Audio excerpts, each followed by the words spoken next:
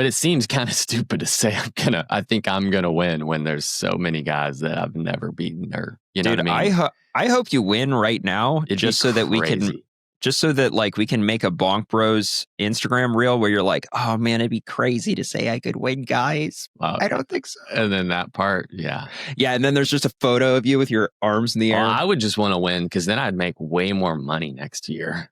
Like, it all comes back to money. What about the glory of wearing your flag on your jersey, dude? Yeah.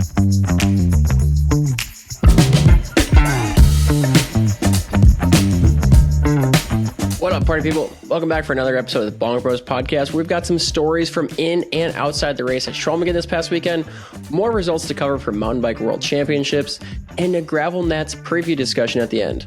We also brought back everyone's favorite new segment, the Bonker Ball and Bike segment. So thanks again for all of you guys that sent those in. If you have any questions or feedback for the show, you can drop us a note at bonkbrospodcast@gmail.com, or you can hit up the Bonk Bros Instagram page. You can also sign up for the Bonk Bros Patreon and get a hold of us that way. This week's episode is brought to you by Bicycle Accident Law. Matt Scarborough and the rest of his team want to be your go-to resource to help you navigate the tumultuous legal path after that dreaded vehicle bike incident. So head over to bicycleaccidentlaw.com today to learn more, and make sure to add their contact information to your phone just in case you need them on the fly. And if you mention the Bonk Bros sent you, you'll get a free month of coaching when it's time to return to the bike afterwards. All right, that's enough for today. Let's get this party started.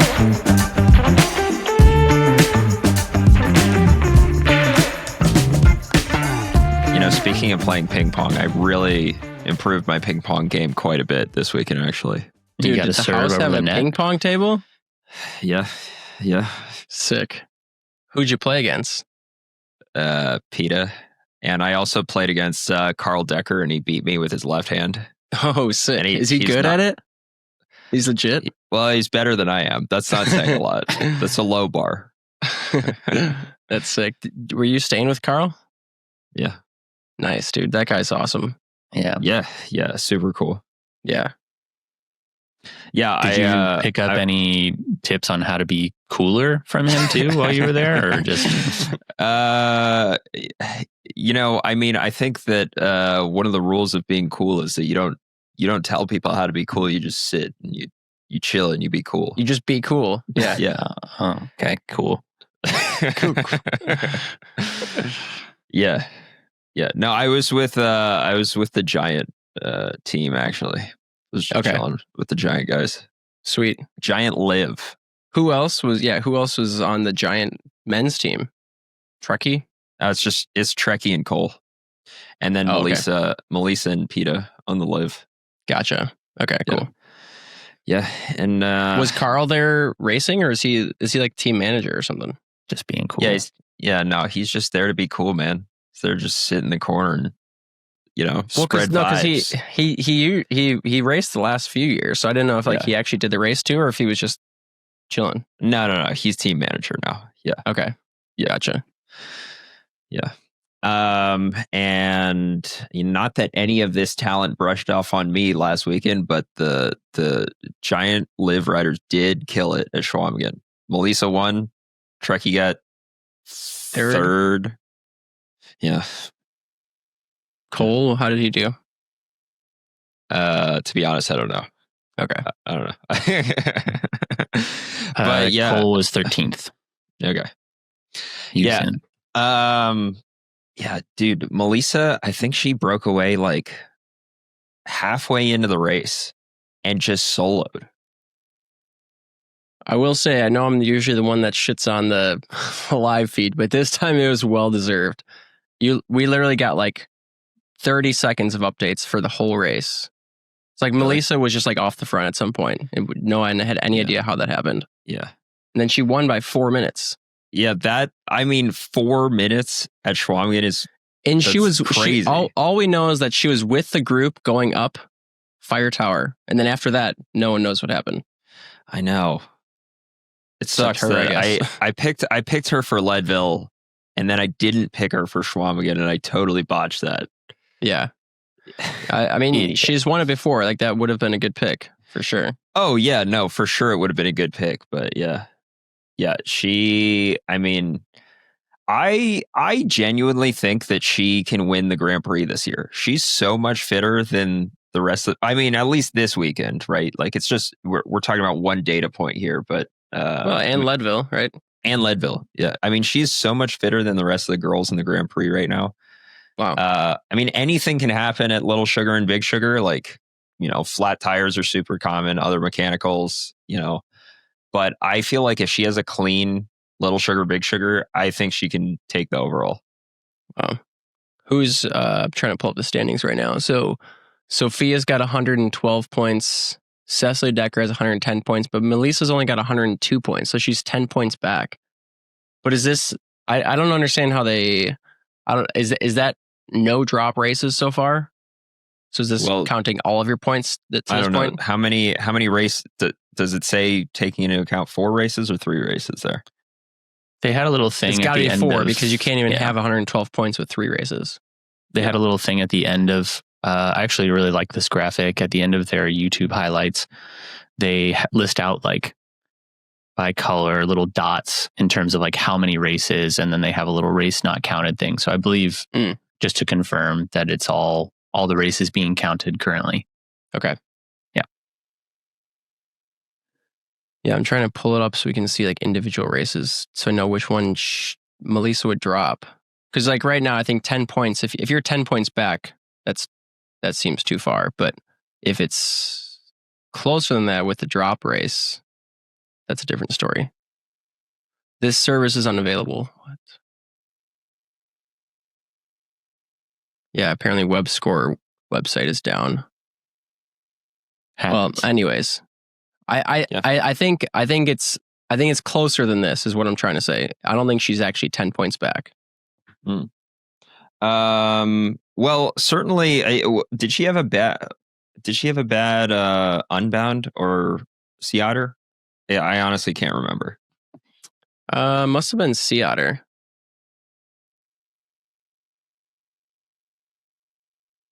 But I don't know. Tyler, can you pull it up? Is it working on your end? Let me WebScore see. for me is just shit in the bed. It happens. Sometimes websites go down. I'm going to try to scrub through the video here and see if we can't get to the bottom of this. Talk amongst yourselves for a minute. Okay. But yeah, so yeah, for her to get 4 minutes up on the last, I don't know, what mile did Fire Tower come at this year?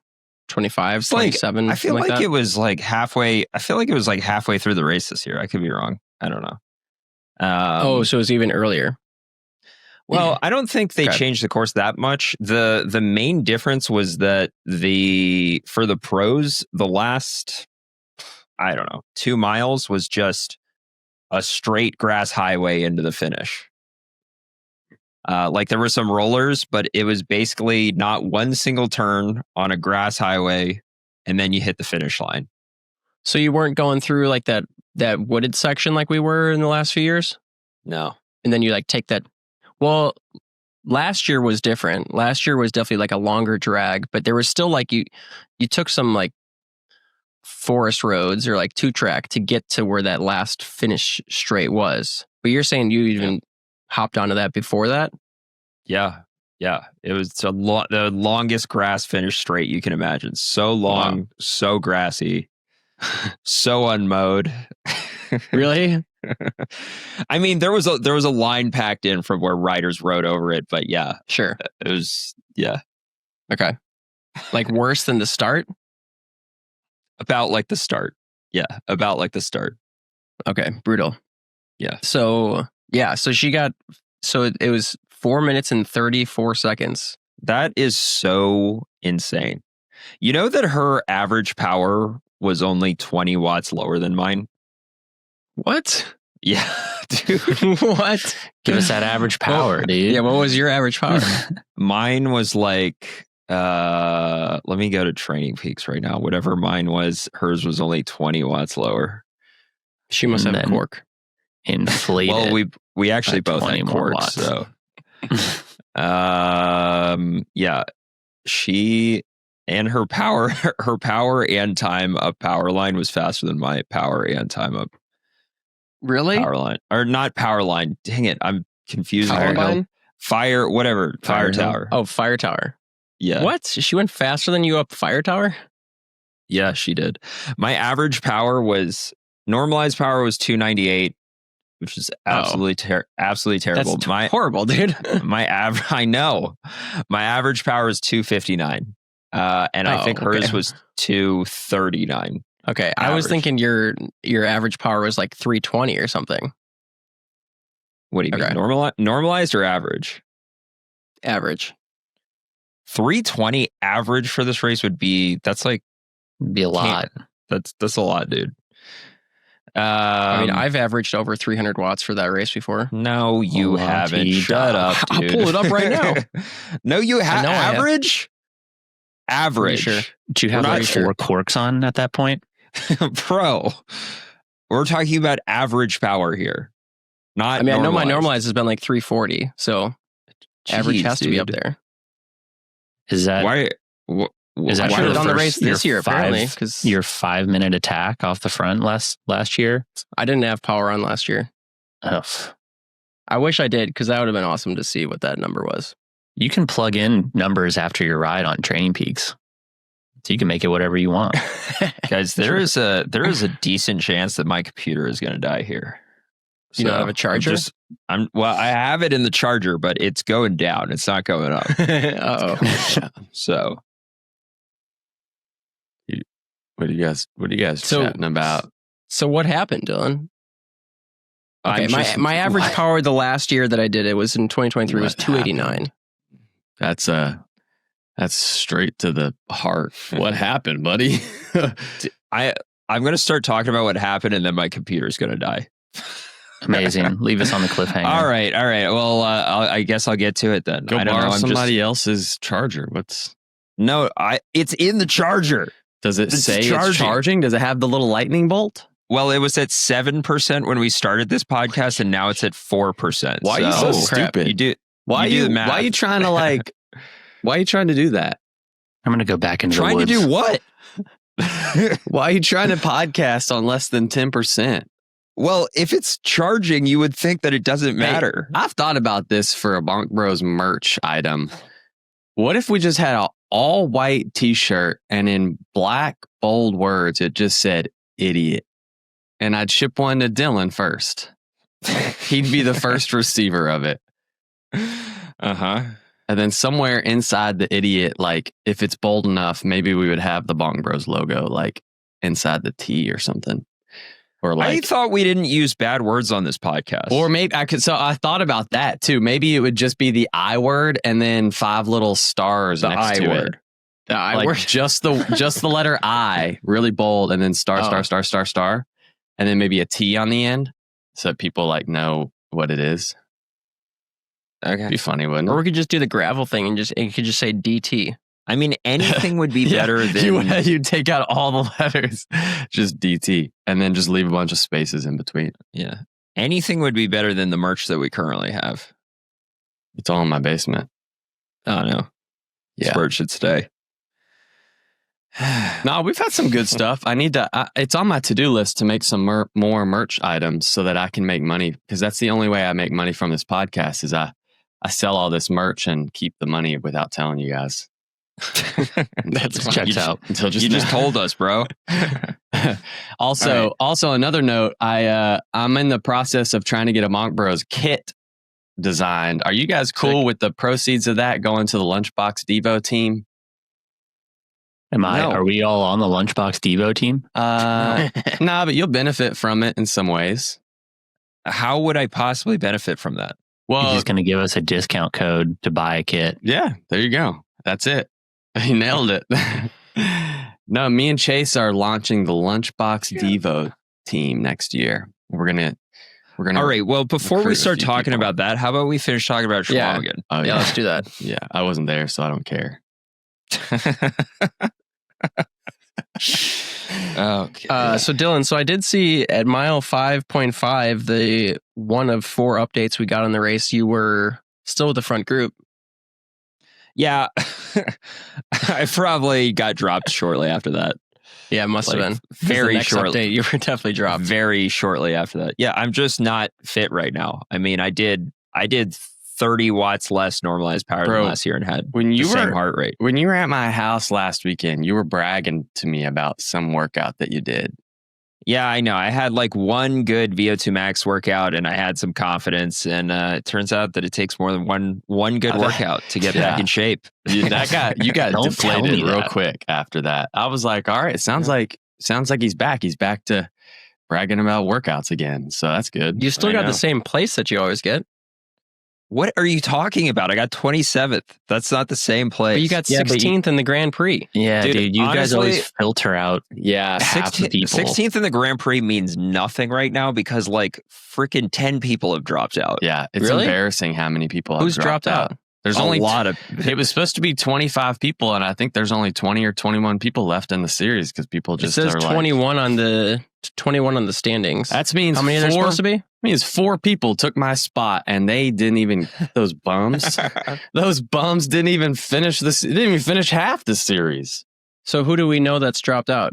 Well, and isn't it more because Borstelman. didn't one or two people drop out and then they added like those people back in? They tried. So they did that with Howard. Howard gave up his spot, and so they put in a 4th wild card. So there were 4 wild cards, and the 4 wild cards are still in there.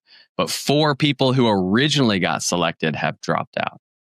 I know Borstelman's one, the African guy's one, some European, and somebody else. 2 Europeans? Mattia DeMarchi, Howard Europeans. Grotz.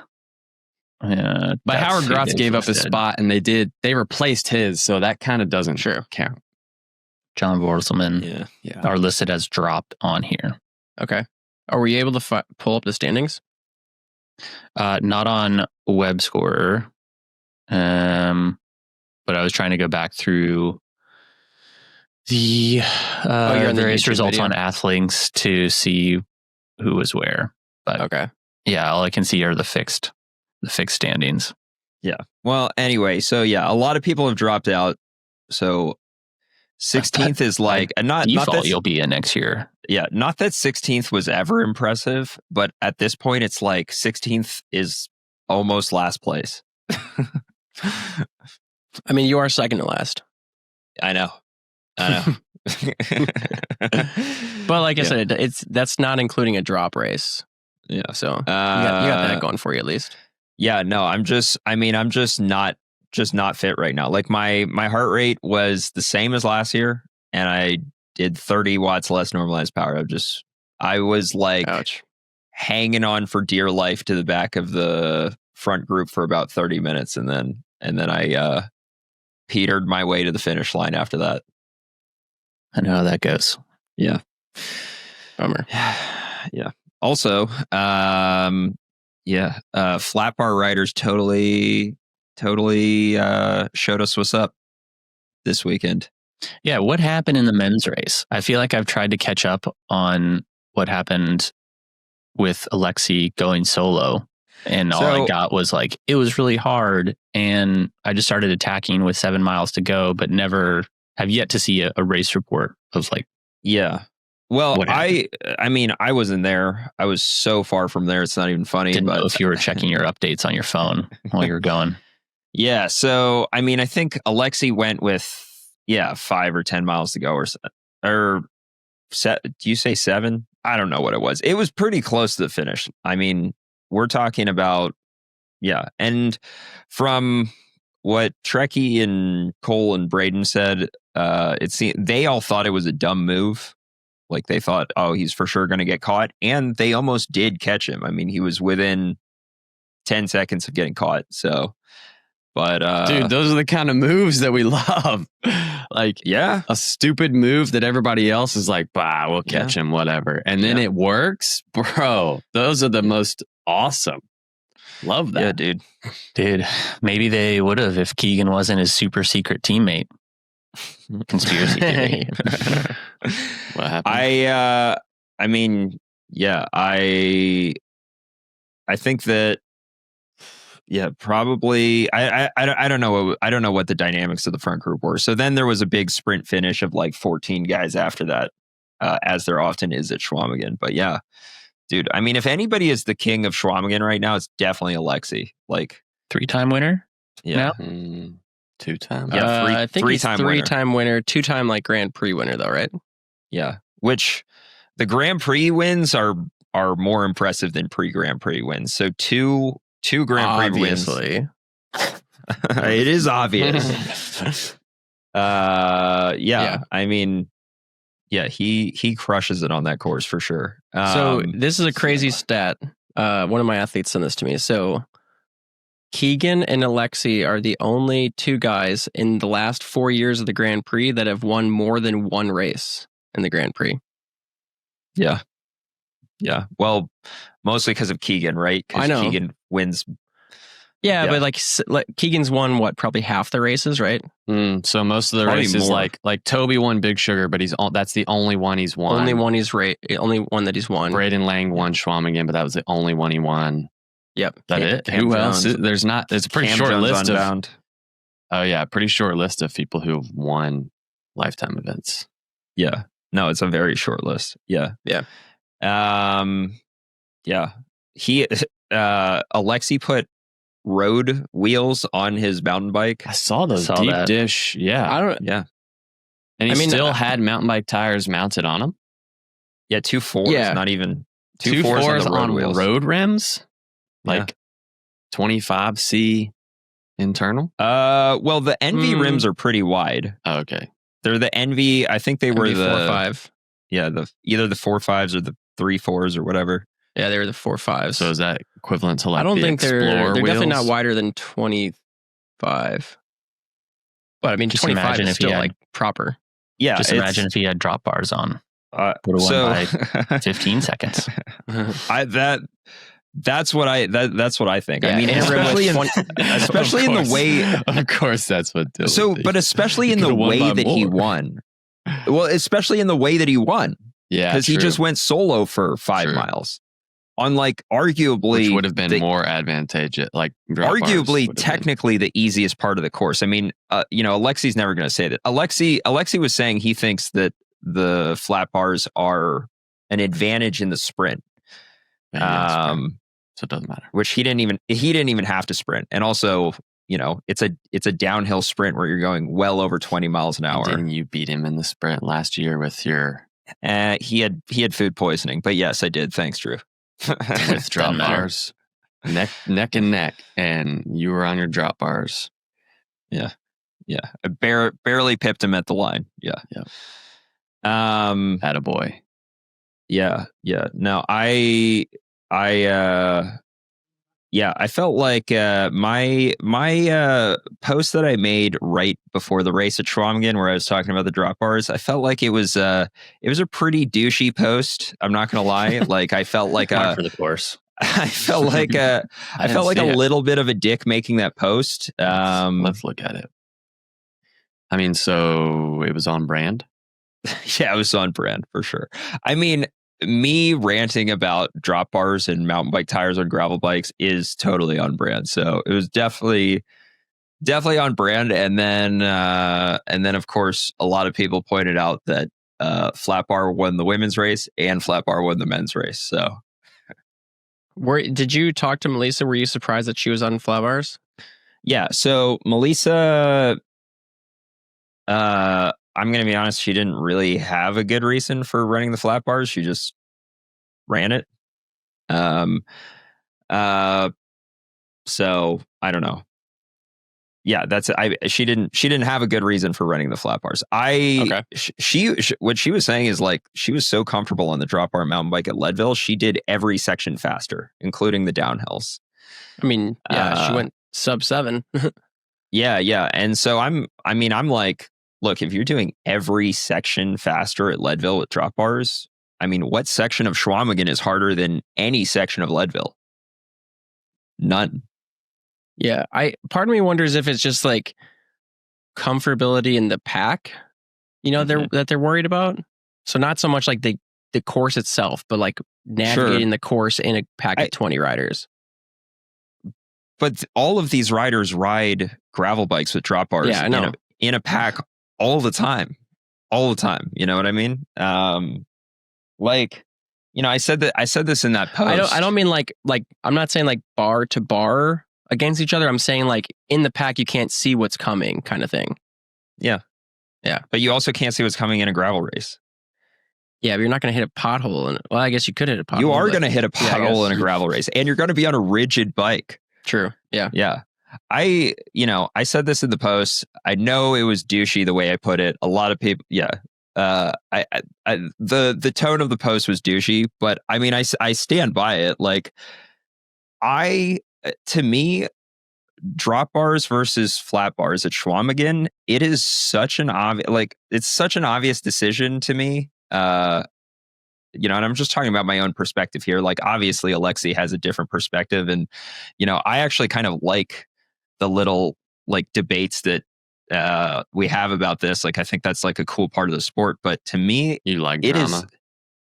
Yeah, dude. Hear that, everybody? Dylan just said he loves the drama. He lives for the drama. But to me, it's like, and with that, Tyler's out. To me, it's like, Adam, correct me if I'm wrong. I do not get why anyone, especially if you had the bike ready at Leadville. I get it if you just can't be fucked. You're like, dude, it's too much work for me to build up this weird bike. That's fine. I get that. But if you had the bike built up for Leadville, I don't get it. I don't get going back to the flat bars for Schwamegan at all. Yeah, I agree with that. Did anybody do that? Yeah. Did anybody who ran? Oh yeah. I mean, Leadville was what? Pretty close to split 50-50 with drop bars versus flat bars. And in Schwamegan, there's what, maybe 6 guys and 4 girls? Yeah.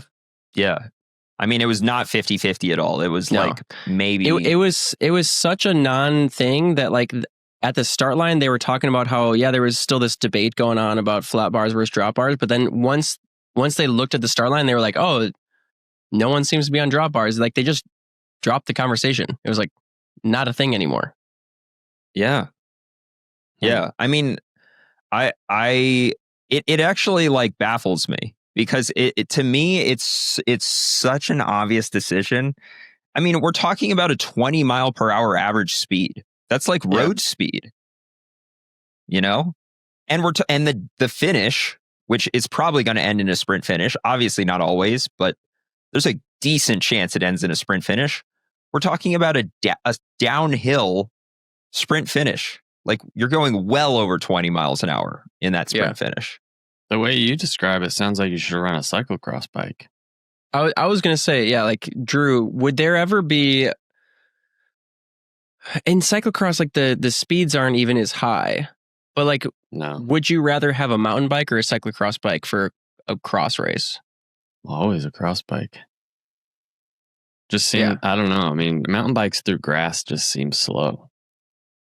But then that's what Schwamegan is. That's literally what Schwamegan is. I just mean like flat bars versus drop bars, like in cyclocross. I guess I'm thinking about the tires, like the cross tires just seem to cut through the grass way faster. Yeah, that was another thing with Alexi, dude. He was on 2.4s too. He like basically just bucked everyone's trend. He's like, I'm going true. Other than the aero wheels, though. 175 cranks. Yeah, what was up with that? that seems 30. I saw his post and I was like, okay, fine with the flat bars, fine with the road wheels, but I'm like, what's that got to do with any? Like, who cares about your? No. The most shocking one to me, 36 tooth chainring. What's up with that? I mean, he's like, I went back to a 36 tooth chainring. He said who cares? But Alexi, he thinks about these races different than you, though. He doesn't think about the race as a whole, as in like, what's the fastest bike in a time trial situation. He thinks about what is the fastest bike at the most critical point in the race. And to him, it was Fire Tower Climb. Oh yeah, that's no doubt. And you're gonna climb. You could climb faster on a smaller chainring. No doubt. If you never have to get behind the gearing, you're gonna climb faster. Now he didn't, like he was like mid pack up the Fire Tower basically, or whatever, 6 wheel. But like in his mind, that's all he cared about was like, what's the fastest bike for Fire Tower? And I think the crank thing is just like in his mind, maybe having the bigger cranks give you bigger mechanical leverage. So it's like he can torque. That's Well, just, So this is hasn't that been proven wrong for like a long time? That's not true. It has for sure. Yeah. But Alexi and I think very differently. Like I'm like a data guy. Data is what convinces me. And Alexi said this in his post. I don't want to put words in his mouth, but he said this in his post. He just went off of feeling for the bike. He's like, whatever feels the best, that's what I'm going with. And I mean, it's like, I also thought it's just a. Go ahead. What? Sorry. No, keep going, Dylan. Yeah. I interrupted. I mean, it's just a different way to go about things. Like I said this in my Leadville video too. You could talk about data and watt savings and aero and efficiency until you're blue in the face. You can talk about it all day long. Give people all this data. Show that you're going to save this much time. And at the end of the day, they're still idiots. No. Oh, true. Sorry. At the end of the day, the only thing that they care about is who won the race. Whoever won the race, whatever equipment they ran, is the superior equipment. And let's say everything you've got is data backed, right? Like you've got the drop bars that's like data can show like that's faster. You've got whatever tires, you've got whatever crankset. Like you can look at the data, but if at the end of the day you don't feel good on that bike, that's a huge thing too. There's another reason why a lot of he was bragging. Like, even at the tour this past year, like there was a time where like Tade was on his climbing bike on like a fast stage, and he just said, I felt better on that bike. Mm-hmm. I'm in agreement there. Yeah. All right, Drew, you can have he was chance. In the little post race, whatever with Keegan that he does. He was bragging about eating French toast sticks that morning. In my head, I'm thinking the only reason you're bragging about this is because you won. If you hadn't won, you would have blamed it on the French toast sticks. You would have been like, "Oh crap, I shouldn't eat those French toast sticks before the race." But because you win, something that but that's seems anecdote. kind of like goofy. Now you're bragging about it. I'm like, I don't know. I thought that was silly. That's just how anecdote works, though. French toast sticks are awesome. I literally had them the day that he was talking about having them. I had them for breakfast that day, and I'm like, "Oh, sick! Maybe this is the winning recipe." French toast sticks. He did say the last time he won Schwamegan, he had French toast sticks. But what he didn't say was whether he had French toast sticks the other times he didn't win. Yeah. Oh, yeah. Maybe that was the missing piece.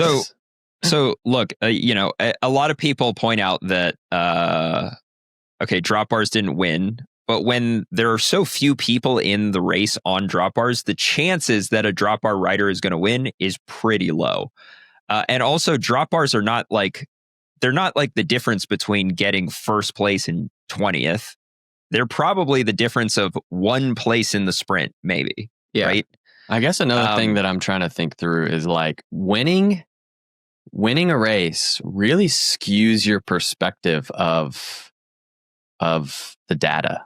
Like, just because he won this race on flat bars, 175s with French toast sticks, now in Alexi's brain, all of these things are now like, I don't know. Like, the winning recipe. Yeah. And so that kind of skews your perspective of like, well, what's the data say? Yeah, like we will never know whether or not Alexi could have also won that race on drop bars with 165 cranks, having eaten frozen waffles, salami for breakfast. That's a better example. Yeah. I we should have Alexi on the podcast again. He's always like, you're the one that says we shouldn't have guests. I know. I usually don't like guests, but it would be great if he was on right now to rebut what we're saying. And Alexi and I are good friends. Like we were on the jukebox team together. But we do have radically different teammates. We do think about racing radically different, me and Alexi. And obviously Alexi is much more talented than I am. I don't think anybody in the world thinks that y'all were teammates for those 2 years. Well, I mean, we were like what were we? I don't know. It's like me and Keegan are both sponsored by SILCA and Look Pedals. So does that make me and him teammates too? I don't think that's how that works. Yeah, well, whatever. Anyway, so Alexi and I think radically different about racing for sure. But yeah, I don't know. It would just be interesting to hear his thought process on some of these things. Like, yeah. And again, like he said in his post, he's going off a feeling. you know. I wonder what his feelings are for Nats this weekend. Yeah. A road bike. I mean, he's looking strong, so I wouldn't be surprised if he takes it. I don't know. So this is good this course is for him. one other thing that I was thinking about after Alexi won. We've had this conversation before that Alexi has to be one of the most like volatile racers in the whole series. Like, just think about his results. He's like he's hit or miss. He either like wins and like he's shown that he's won three of the Grand Prix races, or he's like 12th. Like he rarely gets like third. How was he at Leadville? It was like 15th or something. Horrible for him. Like, yeah, because normally he's top 3 at that race. Yeah. So, you know, the way that Alexi won, I would love to see him argue that flat bars were better for the way in which he won. You know what I mean? Because can't get over it. It's like, you know, the way in which he won, where you're soloing for 5 miles. I mean, and you're going 20 plus miles an hour.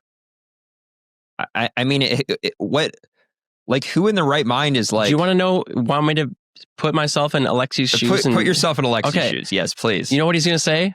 Yes, tell me. Well, I won. So I know, dude. Damn it! Fuck, trump card. Damn it! Damn it! It doesn't matter if you win. It doesn't matter if you win by 1 second or a mile. You know what I mean? Like, if you win, you win. Yeah. No, would you rather win one lifetime race or get top 10 in the series? What? Like in the overall. So overall, would you rather win one race and then get last in the series, or would you rather win the race get for sure? Top 10 in the series? Yeah, win a race. Win the race. Win absolutely. Win one race. Yeah. Okay. Yeah. And if you win the race, Schwamegan or Sea Otter, like the smallest race of the series. Those are small massive. races, like, though, obviously, everybody wants to win Unbound. Everybody wants to win Big Sugar. Those are like Leadville. Those are like massive races, but like Little Sugar. Dude, honestly, I think Schwamegan is a sick race to win. It's like such a legendary race. Okay. Yeah.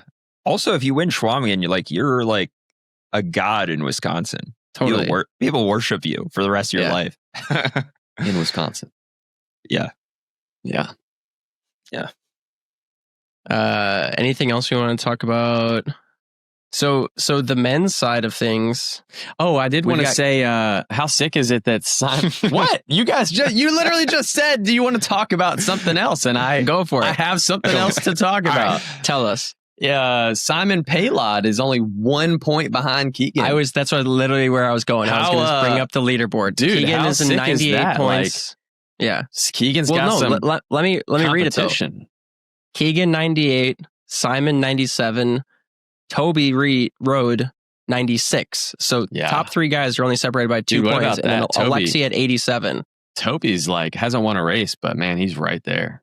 And if we go back to the conversation of drop races, Keegan doesn't have a standout drop race. I guess Schwamegan you'd say probably is his drop race because he did. Bro, he got 12th. Right. So that's probably his drop race, right? He also got to wear the world champ stripes. Pushes baller. Yeah, we could talk about that at some point. But how did Simon do? If you want to say that Melissa is in the series right now and 10 points back of Sophia, could you argue that Alexi's still in the series? Well, I don't know. I think that there is a big enough swing at. I think it'll be cool that Keegan's going to have to. Keegan will likely have to race hard at Big Sugar, which he hasn't had to do yet. Okay. Oh yeah, for sure. There is a better chance of somebody else winning the series this year than there ever has been. Well, I don't know about that, but because Simon's not going to do good at Little Sugar. That's the most mountain biker course. So the gap between Simon and Keegan's probably going to open up at Little Sugar. And I don't see something crazy would have to happen at Big Sugar for Simon to make that up. Dude, and Simon could easily win Big Sugar. I know, but Keegan is the kind of Keegan course would that have to suck at suits him Big really well. Sugar. Because Keegan's going to probably go top 3 at Schwamegan, and I don't see Simon getting top 10 or not Schwamegan at Little Sugar. Yeah, and Simon's probably going to struggle to be top 10. So then there's going to be a gap there, and how's he going to make up that gap at one race, Big Sugar? Yeah. I mean, it would be Again, awesome. Without It would seeing be the pretty individual cool races, if he it's hard to came in know. and snuck away with the series. But it's going to be hard. Toby Road, though, Toby's only 2 points back. Toby's good at mountain biking. Like, he Yeah. could very well top 5 at Little Sugar. Yeah, and then he'd also have to overcome a good gap at Big Sugar. He's won Big Sugar I know, before. So like, I know. Yeah. I think Keegan might have a couple tinkles in his pants right now. I would love couple tinkles. Is that something you say to your kids? Like, I've never heard that phrase before. I just made it up. I don't know. No, he better that. not wear white Tinkles. shorts with his world champs kit. Yeah. Oh, yeah. Honestly, his world champs kit looked like a Club Fit jersey. It looked like they. Oh, yeah, it was probably probably got there the day before. I mean, they only had 4 days to make it for him. Yeah, I mean that's fair. That's fair. He's also skinnier now than he usually is. So Who's his jersey sponsor again? Velocia. And they don't do apparently they're not supposed to do custom stuff, but somehow. Yeah, I was gonna say they don't do I don't think they do in-house custom printing. Yeah. So they probably just scrambled to make that. Do you think that's why he's got 12th? Because he was so non-aero? Because the Club Fit jersey? I mean, it definitely didn't help. Definitely didn't help. Yeah. Yeah, but still baller. I'd wear the Club Fit World Champ jersey over any aero skin suit. Yeah. So how did it feel going up against the world champ for the first time?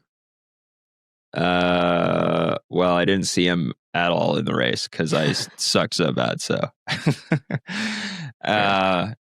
yeah, I don't know. I guess that was the first time in my life I've raced a world champion because I wasn't at Little Sugar the year that Tom Pidcock came. So, yeah, you didn't do Little Sugar. Have you ever done Little Sugar? No. Nice. Yeah. So you bailed on Nats. Did you guys already talk about that? No. Yeah, you pansy. I want to give one more shout out. Old man Brian Motter, dude, still throwing down. Yeah, how do you he smoked you, dude. What do you get? 16th? 16th, dude. 47 years old. Yeah, stole my spot. You guys were saying oh, we should get Alexi or somebody on for Iceman, and you guys totally blew over the fact that the most winningest guy for Iceman is Brian Motter. Why would we get anybody other than Brian Motter to come on to talk about Iceman? If we're gonna have one person come on and talk about Iceman, I would love to get Brian on. It has to be Brian Motter. That'd be awesome. I don't know if anybody can even beat his record. Brian's probably so old he doesn't even know what podcasts are. He's probably won it more times than we've been alive. Yeah. Also, did you guys see that some guy from Project Echelon won the amateur race? For Schwamegan? Peter Olchek. Yeah. That's the guy that Scott always would say was on the Vanguard team. Okay. But Scott's not here to say that. He's a cool dude though. Peter's awesome. He's been a strong racer for a long time. Was he the homie that won single speed gravel nats last year? Maybe the year before. There was a Echelon guy that won single speed gravel nats 1 year. Yeah, I think he was. Yeah. I mean, that would make sense. He'd be that kind of guy that would do that. I think it was him.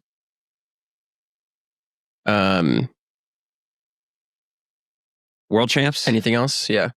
Oh yeah. I actually watched it. I'll start by saying the footage of, dang it, why am I forgetting his name? The guy who won the downhill. Oh, I didn't watch that part. Dang it. This is embarrassing. Yeah, I can't remember either. Oh, Goldstone? I did watch it though. Goldstone. Yes. Thank you. Yeah. Dude. Oh yeah, I did know who won. I just didn't watch it. Oh, you have to watch. I watched Bro. Boost Bro. Boost Bro. I watched his winning run. Yeah, what a homie that races with a GoPro. And then I immediately watched his GoPro footage from the run. I have watched a lot of GoPro footage from downhill runs because it's always crazy to see how fast they're going. I've never been more blown away by GoPro footage from a downhill run in my life. It was the most insane thing I've ever seen. How much did he win by? I don't know. I only watched the winning run, to be honest with you, but it's insane. I mean, he was the Yeah. favorite, right? He's won more races than anybody else. I mean, yeah, he was a favorite, and I wouldn't say the favorite. But he's won like half the races this year. Didn't he win like 5 in a row? Maybe. Didn't he break a record for most downhill races won in a row? I'm pretty sure.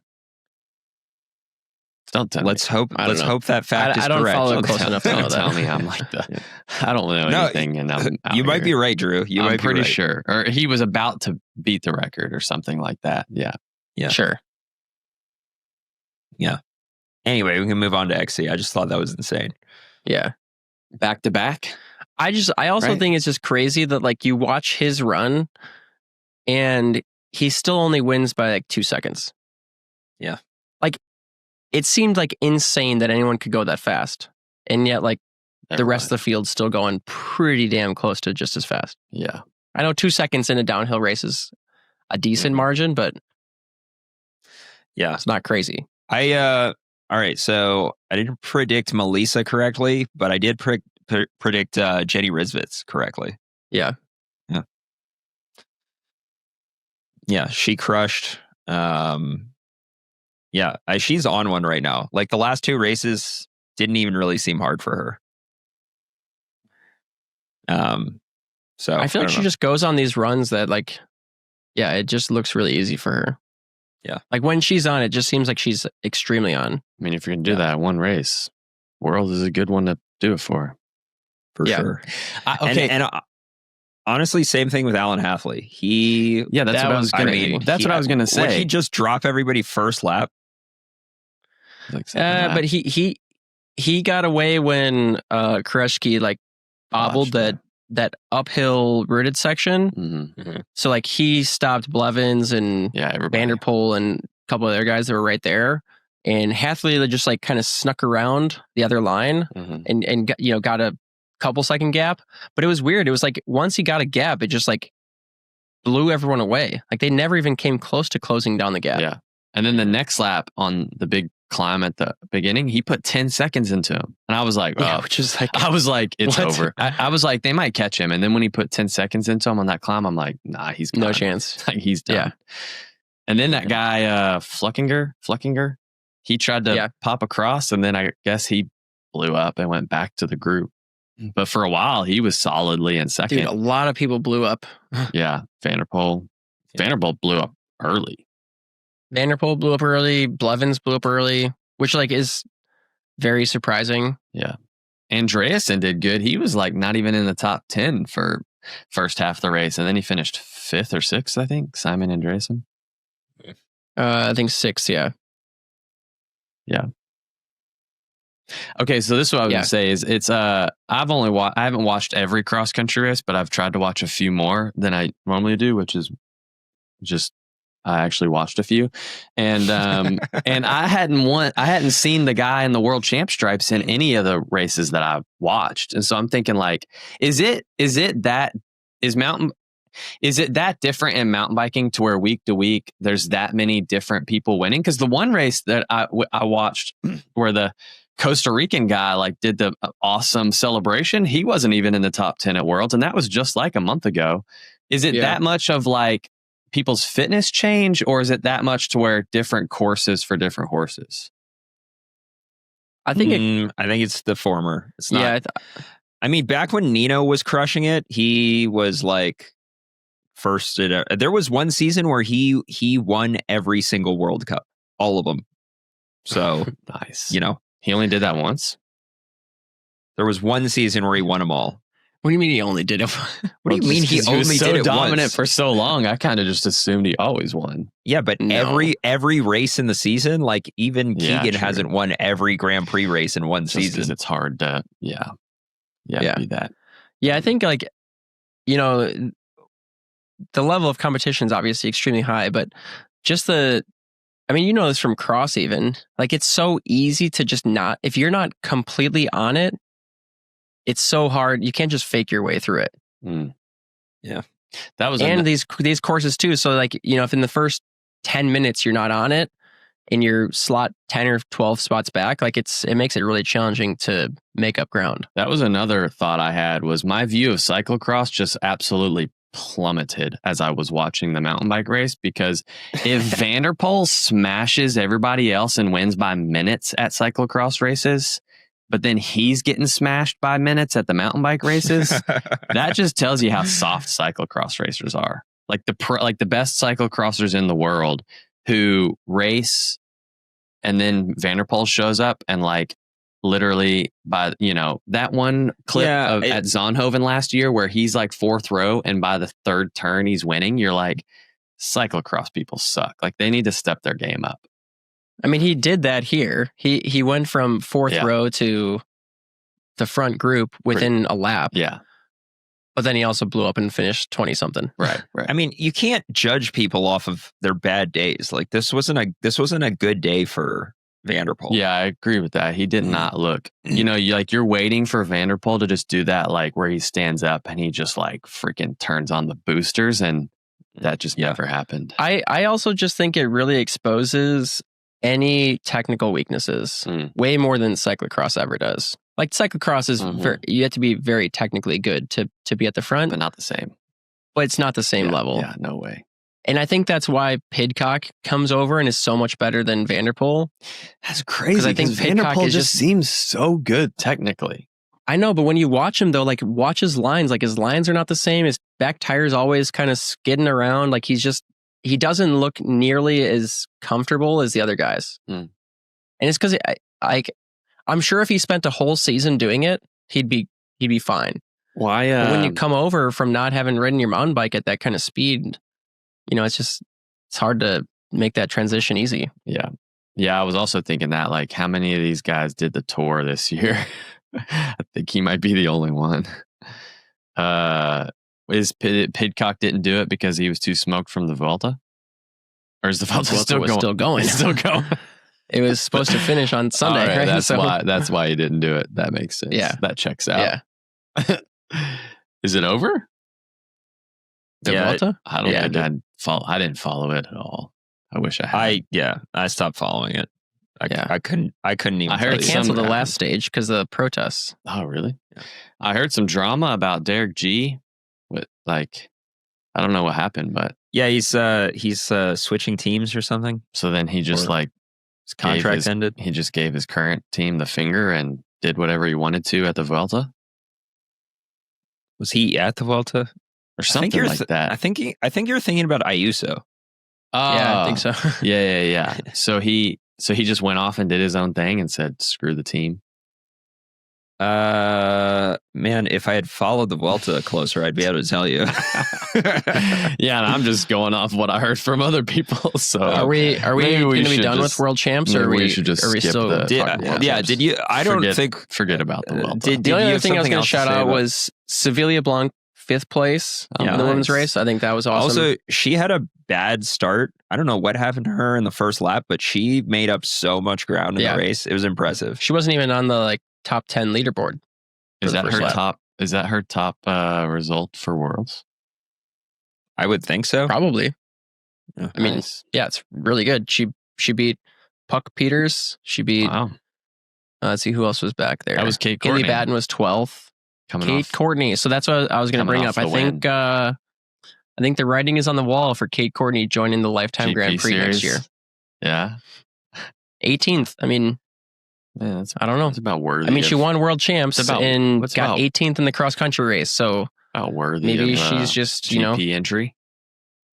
Do you think she trained? Do you think her training recently has been more targeted towards marathon? Because she wanted to win Leadville and she wanted to win Marathon Worlds, and maybe she's not quite trained up for XC racing right now. Oh yeah, for sure. I would definitely think that. Once you get a little slower, you start targeting the weaker races. I mean, you guys not. I mean, to be totally blunt, the fastest people in the world are doing cross country worlds. Yeah. Not the fastest people in the world are doing marathon worlds. Mm-hmm. And that's pretty obvious from the last 2 weeks of racing. I mean, everybody's thinking it. I just said it. Yeah. So if your days of winning the top races are over, then and look, I can't even win the second tier races. So I'm just saying, if you can still win the second tier races, then go for it. Yeah, I mean, I kind of feel like if Kate Courtney were to commit to lifetime and win the series, which I think she could, that'd be baller. It would be baller. She'd probably get way more recognition for that than 18th place at Worlds. What year was it? How long ago was it when she won the World Series or the World Cup series overall? I mean, I want to say that was that before she was on Scott, or was that after? Had to have been before, right? Wasn't it? I want to say that was like. I mean, I'm taking a shot in the dark. I want to say that was like 2018 or something. Yeah, that's what I was thinking. 18 or 19. Yeah. Well, I mean, I know she was injured this year and maybe has had a bad year, but she's 36th in the overall right now. So you guys agree with what I'm saying? Yeah, we're agreeing. Okay. Yep. Yeah. I'll take the blame. If people are going to shoot somebody, shoot me, I guess. They're always shooting you, dude. Yeah, I know. Because I say the truth. Okay. Sometimes the truth hurts. Yeah. I didn't realize that Samara Maxwell is dominating so much. Yeah. Yeah. She had a really good race, too. Smoking everybody in the overall. I mean, so is Blevins, but she's smoking everybody by more. All right. You know what? So when over the weekend, I was just everybody was doing their own thing. I was just chilling. At Schwamegan? And then I hear, this is related. This is a transition into our next. Okay. This is a transition into our next segment. Off by your storytelling. Oh, sorry. Continue. Okay, so I'm just chilling, and then I hear like laughing from the bathroom. Oh. And I'm like, that's weird. Somebody must be just watching like a funny reel or something. And then there's like continuous laughter, like just laughing and like every 30 seconds laughing. And I'm like, what is so funny? And PETA is just in there listening to Bonk Bros, laughing her ass off. And I'm like, what are you listening to? And she's like, that ballin' or bonk or bust so segment bad. Is the It was so bad. She okay, I don't know what other people think of it, but she thought it was the funniest 20 minutes of Bonk Bros in Bonk Bros history. We got a lot of positive feedback. Wait, for real? I was gonna line you guys up for it. I thought it sucked. We got so much positive feedback that there's like now we got like 300 bikes. 300? Like we got so many bikes that were sent in. It was so bad. Yeah. You guys didn't even remember what the segment was called for the first 10 minutes. We still don't know what it's called. For the whole segment, Scott is confused and everybody's confused. Dylan leaves halfway through, so then he's confused. And you can't see. I was listening to it while I was riding, so I don't see any of the bikes. And half the time, you guys were trying to describe them, but half the time I'm like, I don't know if this is a freaking road bike, mountain bike. All I knew is that the stack height was all high on all of them. Like, I guess it was funny to hear how stupid we sound, but it wasn't a good segment. So let's do it. I want to do it. I want to participate. A lot of people would disagree. Yeah, a lot of people would disagree for some reason. Maybe we could do a better job. If you liked that segment, send me your address. I'll send you one of those idiot shirts too. We could do a better job of describing the bikes this time. So let's do that. Let's do that. Oh, but before we do that, can I make my? I have an announcement about the Lunchbox Devo team. Okay. Did you not already do that? No, I have another. This is exciting, and I got to capitalize on how many viewers listen to this. So. All right. Well, keep it under a minute, man. All right. I'm giving away a Lauf Segla. Whoa. And how you can? It's going to be a raffle style, and all of the money from the raffle are going to go towards this Lunchbox Devo team next year. And this will drop Thursday. So by Thursday, me and Chase will make a reel. And basically, you're just going to give your money to my Venmo because I haven't quite set up the nonprofit for the. I've applied for a nonprofit for the Devo team, but it's like I'm just waiting to hear back from the IRS. So I can't open up a bank account for the nonprofit till I hear back. So for now, I'm just going to know all the details. Yeah. So for now, I'm just going to do it through my Venmo at Andrew-Dillman-5. Or go to my Instagram and find the QR code to my Venmo. And every $1 that you give to the Lunchbox Devo team gets you one raffle for a Lauf Segla Weekend Warrior build. So it's a full bike build. You get to pick your size, pick your color, and I will announce the winner at Big Sugar.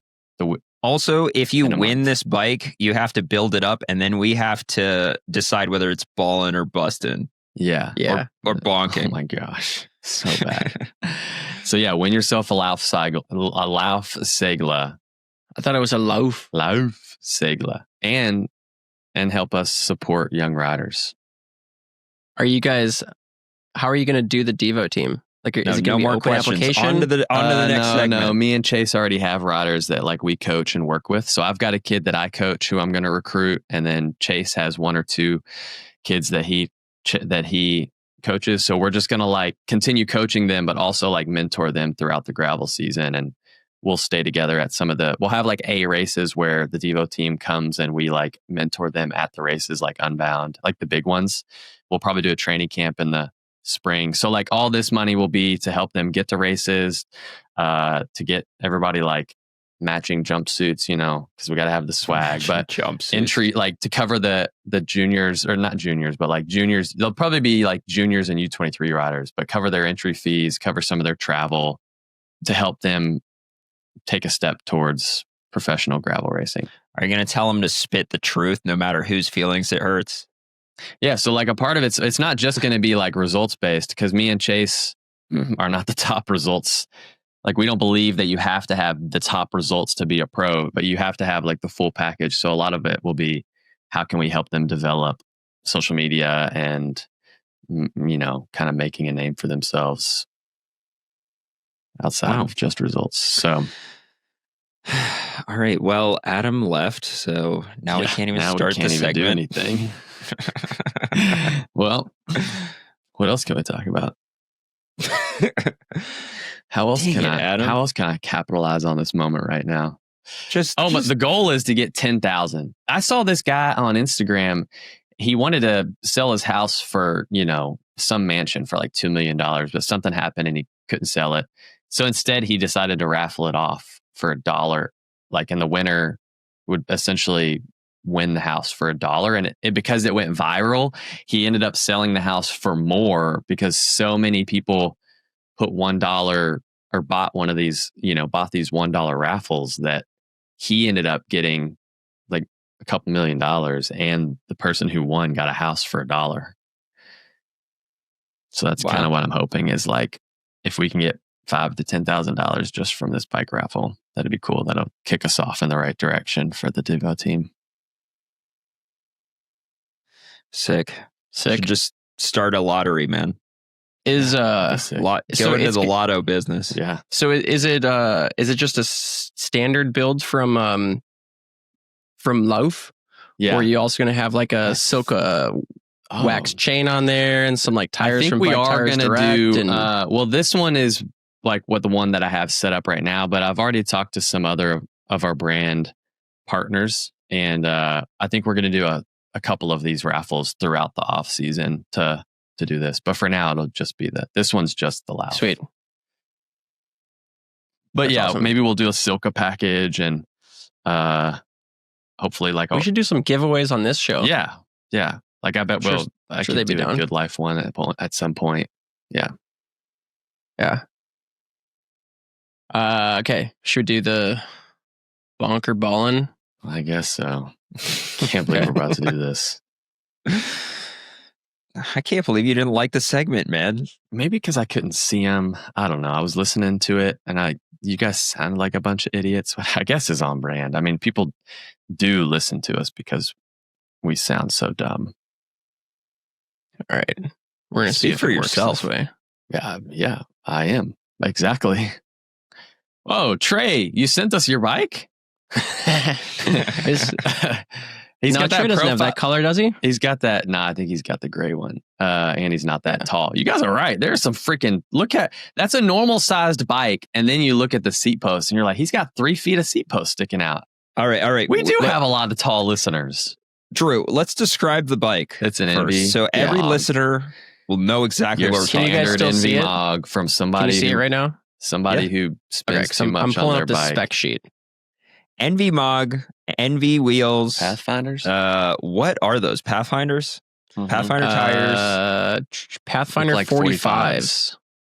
Got that But he says profile. that's for Grode mode. He says 2.1 T-Birds from Bike Tires Direct for race mode. Oh, I like that. I mean, you should have sent in the picture with the T-Birds on. And he has his saddle slammed all the way forward. If this guy's not a Dylan Johnson follower, I don't know.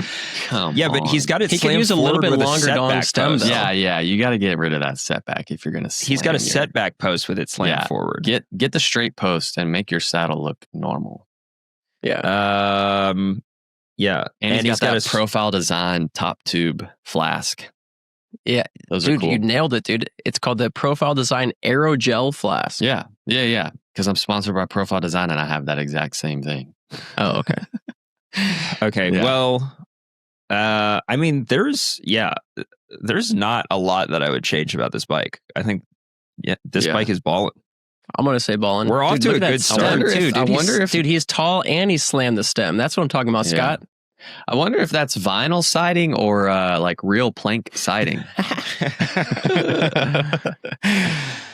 If it's vinyl, but if that's real wood siding, that's pretty legit. Yeah, do we? I don't think you would. Can you see the next one now? I don't think you would paint wood. What can you see now? I need to figure out how to. Yeah, just go to the next one. Can you see the next this one's one? balling. All right, it's balling. So can you see the next one? No. Oh shit. Okay. I need to stop sharing. So we decided that ballin was good. Ballin's good. Ballin's good. Bonkin's bad. What about bustin'? Is bustin' that really bad? probably shouldn't be. There's one. no busting. No It's busting. Just bonking or balling. No, busting was good though. No, busting sounds What? bad. We I mean, busting was good. This is what I think. Let's just I think stop saying busting. I think ballin is the best. Bonkin is just in the middle, and then bustin' is like that's bad. That's a bad bike. Yeah, but sometimes busting's good.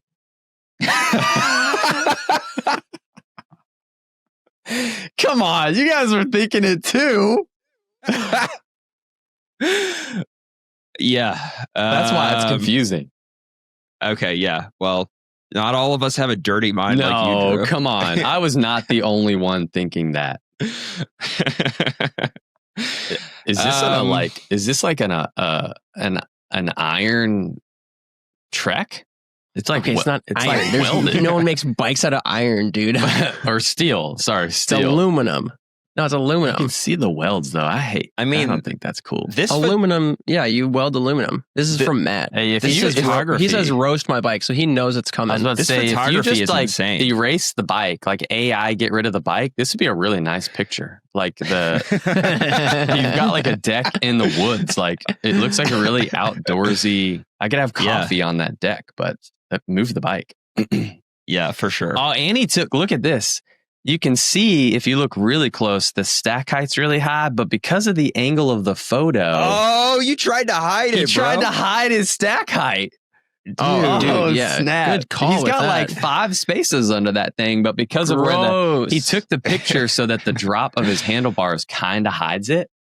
Yeah. He's also got like a freaking.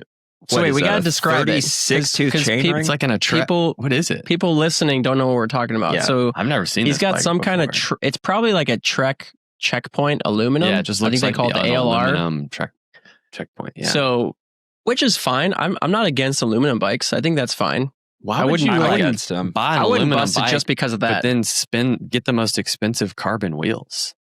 Because the frame makes the least the least. It's like the least important of all the components. Yeah, I think that actually if you're like, okay, you can either have carbon aero wheels and an aluminum frame or aluminum wheels and a carbon frame. I think I'm going to go aluminum frame, carbon wheels. 100%. Yeah. No. So he's got some big Just do it ballin'. all.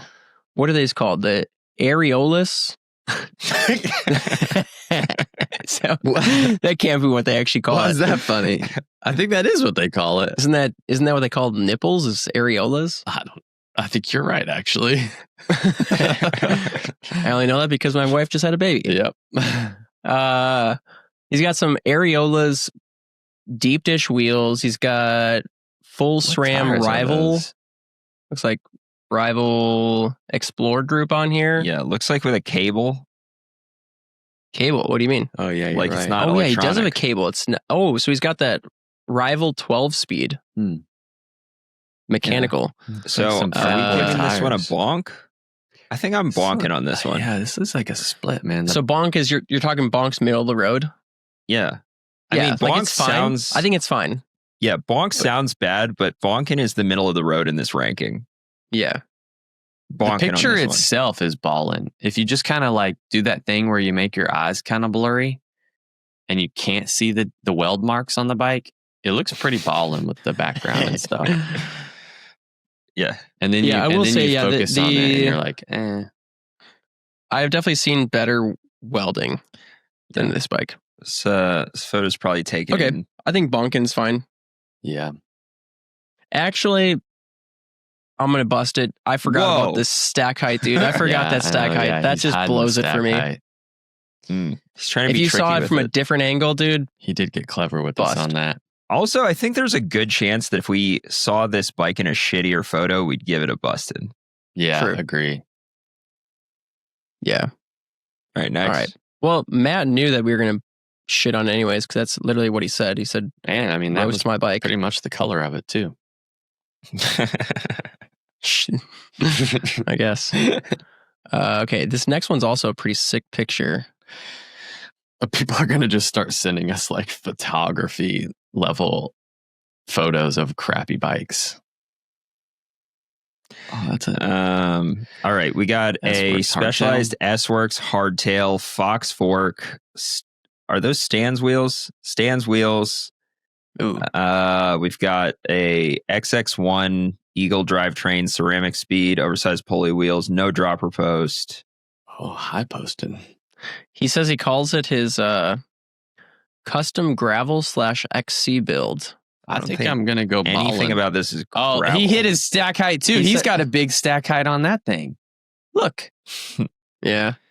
He's These got people are Racing getting Ralph clever. tires, Schwalbe Racing Ralph. He put it on a the log. Tan walls. Look, he put it This on guy's name he is put it on a Richard. one log going one way Rick. with logs in the background. Hey, ballin' if you're going to chop all that wood in the background. But That's true. yeah. I mean, this bike, it would have been ballin' like in 2018. Yeah. You know what I'm saying? Yeah.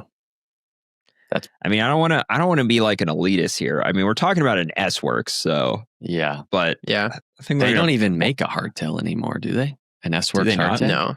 Yeah. I think I'm gonna go bonk on this one. I'm saying ballin'. I Are you? love this picture. Like all the wood in the background's just it's got me. I'm gonna guess this guy is from Michigan. Yeah, for sure. If it's a guy, That's maybe a it's good- a female. That's a good guess. His name is Rich. Oh. Or Rick. So Nah, if girls are wasting their time sending us in pictures, girls probably have a lot more important things to do than send pictures of their bikes in. Hopefully, hopefully, All right. So you said a bust on this one or bonking? bonk. Okay. That's fair. I'm saying ballin'. I like it. Ballin'. All right. I'm going to go bonk. It's not, you can't bust a S-Works hardtail, but Yeah. it's just average. Yeah. Yeah, you love S-Works hardtails. Yeah. Don't you own an S-Works hardtail? I used to. Then I got rid of it so I could get that mosaic. Oh yeah. All right. Let's do this next one here. We're going to do 5 today. So we've done 3. We'll do All right. So at this rate, 2 more. in 30 weeks, we'll be done. Yeah. Oh, busting.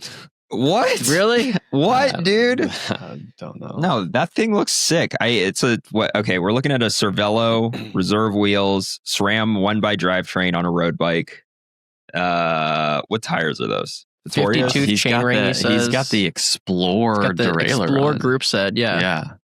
That's interesting. Yeah. All right. This is a little pet peeve here, but he says 15.8 pounds without pedals. Dude, let me see you ride that bike without pedals. That doesn't count. Also, who cares about the weight? This is an aero bike, man. If I saw somebody I'm roll actually up to the surprised that group it's that ride on light. this That thing bike, looks heavy. I'd immediately just judge them and say, you have too Dentist. much. Yep, exactly. I want to know what those You should brakes are. reprioritize the things in your Brakes? life. It's the SRAM Explorer group set. Yeah, but look at those rotors. Oh, the rotors, yeah. I don't know what those are. Oh yeah. They are not SRAM though, that's for sure. I think this thing looks sick. I like how it's all blacked out with the tan walls. Yeah. I'm going to go ballin' on this one. This one's ballin'. I'll give it a ballin'. Yeah, I think it's pretty ballin'. Plain Jane Yeah. concrete background. See, like he's got quite a bit of stack under that stem, Yeah. but it doesn't It look just doesn't terrible look with this so bike. bad because of how arrow the Yeah. stack is. Yeah. Yeah, exactly. Like it kind of meshes with the bike still. Yeah. Yeah, I mean, yeah.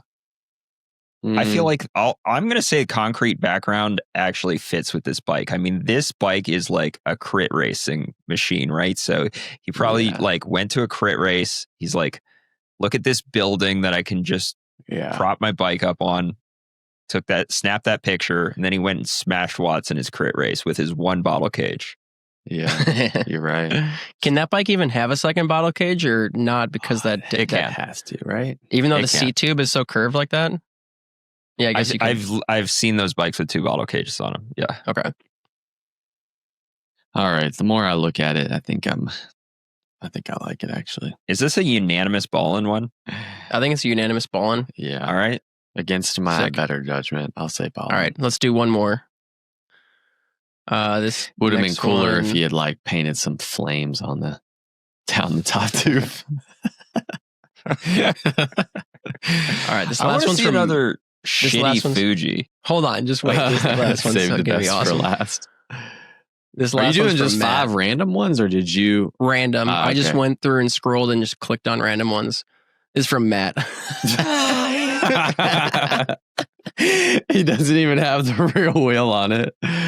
So we're looking at a felt. He says, "Here's my gravel dad bike." Watts bike. I use it for group road rides in the local trails and of course gravel. And of course the trainer." He just got it on the trainer. Yo, Nice. He does say he's got this SILCA Endurance wax on there, which is a good choice if you're going to ride the trainer. Dude, I bet that SILCA Endurance wax And on the he- trainer lasts forever. And he just did a workout. There's a puddle of sweat under that thing. Yeah, dude.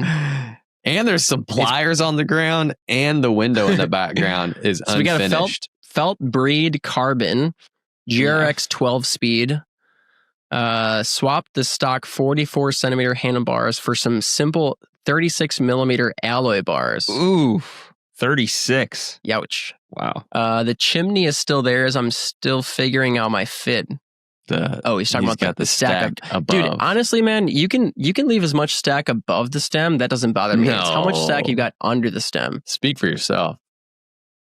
Because when it's above the stem, it at least shows like, hey, I'm a baller, dude. I slam my stem. Yeah, and you're Yeah, also if it's thinking above about the resale stem, you value.